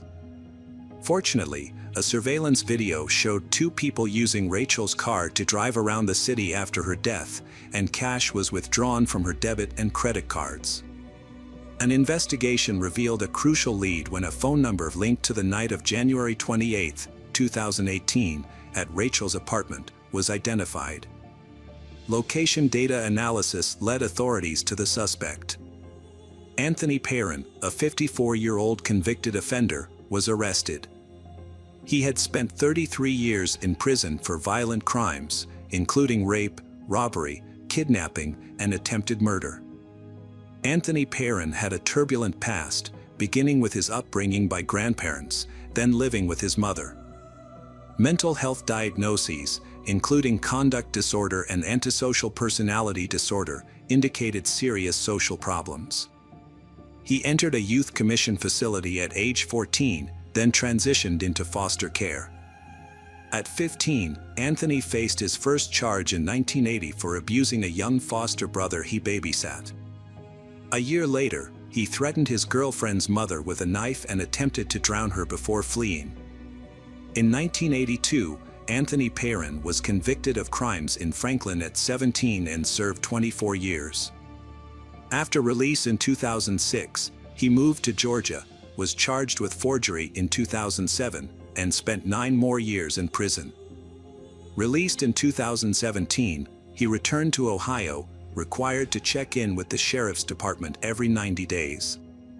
On August 21, 2017, Anthony was caught with a woman in his car. 6 days later, he was stopped for driving without a license and found with a knife and shotgun, but wasn't arrested. Later, CCTV footage showed Rachel's car outside a store, with a man getting out of the passenger side. The driver wasn't visible, but police identified the man as Anthony Slits. He was questioned and revealed he was approached by a man who offered him money to cash in his ex-girlfriend's cards. Slits confirmed Anthony's identity and outlined their route on January 28, 2018, when they tried to cash out Rachel's stolen cards. Anthony Perrin remained at large until his capture on February 9, 2018, when he was taken into custody following a multi-day stakeout of his sister's home. Anthony was charged with multiple counts of serious crimes, including burglary, robbery, kidnapping, rape, and murder. Nearly 2 years later, his trial began on February 4, 2020, and 4 witnesses testified on the first day, including Rachel's co-worker Jonathan Kennedy, who was the person who found Rachel. The trial continued with testimony from Jonathan and the manager of the apartment complex where the crime occurred. Officer Frank Ghani, who was parked outside the apartment when the body was discovered, also testified and shared the surveillance footage with the jury. On the same day, Anthony expressed dissatisfaction with his attorneys to the judge and requested new representation. However, it became apparent that Anthony was intentionally delaying the proceedings. The prosecution presented expert witnesses on February 10, including a latent print expert, who explained how technology was used to track the use of Rachel Anderson's debit card and its connection to the crime scene. The defendant's sister also testified, revealing that her brother had given her the debit card, claiming it belonged to his girlfriend. However, after watching news reports, she discovered that the card actually belonged to Rachel. The final day of testimony was February 11th. The medical examiner testified that the defendant's DNA was found at the crime scene. Additionally, a forensic pathologist and a deputy coroner from the Franklin County office provided details about the extent of Rachel Anderson's injuries. During the final hearing on February 12, Assistant Prosecutor Amy Van Killen presented the state's closing argument, outlining the events of the crime and asserting that Anthony had murdered Rachel Anderson in cold blood. In contrast, defense attorney Larry Thomas acknowledged that Anthony had used Rachel's cards, but argued that he was not responsible for the crime. The defense attorney argued that the prosecution's case lacked concrete evidence, as the DNA and cell phone data did not definitively link Anthony Perrin to the crime. However, after deliberating for approximately 6 hours over 2 days, the jury of 4 men and 8 women found him guilty on all counts. The prosecution pursued the death penalty due to the severity of the crime, which involved the murder of Rachel Anderson during an aggravated burglary. Additionally, Anthony's prior conviction for a similar attempted murder of a woman weighed against him. Prosecutor Bryan stated that some individuals consistently disregard the law, and Anthony Perrin is a prime example. The sentencing phase of the trial began on February 18th. In an attempt to mitigate the sentence, the defense presented evidence of Anthony's troubled childhood, but the prosecution counter-argued that the aggravating circumstances of the case outweighed any mitigating factors. During the trial, it was established that Anthony Perrin was fully aware of his actions when he attacked Rachel. Despite this, several people testified on his behalf, including his mother, sister, a psychologist, and a former teacher. Anthony also addressed the jury, sharing a 13-minute unscripted statement about his troubled past, including an abusive childhood and difficulties after being released from prison. In his statement, Anthony described feeling helpless and claimed that the system had failed him. He blamed the justice system for his current situation but did not directly address the crime or apologize for it. After deliberating for 3.5 hours, the jury was unable to agree on the death penalty and instead recommended life in prison without parole. The sentencing took place on March 16, 2020. Rachel's mother was visibly emotional in court as the verdict was announced. Rachel's father also spoke, expressing his surprise at how Anthony, a repeat offender with a history of violence, was able to make demands and become hysterical during the investigation. The case of Rachel Anderson's murder drew to a close as Anthony Perrin's sentence was handed down. However, what stood out was not the severity of the sentence, but rather the disturbing behavior of one individual, Anthony Perrin himself. As an adult, he shifted the blame away from himself and onto the system, denying any personal responsibility for his heinous actions. Despite his efforts to deflect blame, Anthony received 2 consecutive life sentences without parole, one for aggravated murder and another for violent crimes. In addition, he was given 63 more years for other crimes including burglary, kidnapping, robbery, and various violent offenses. This marked a total sentence of multiple consecutive life terms plus 63 years.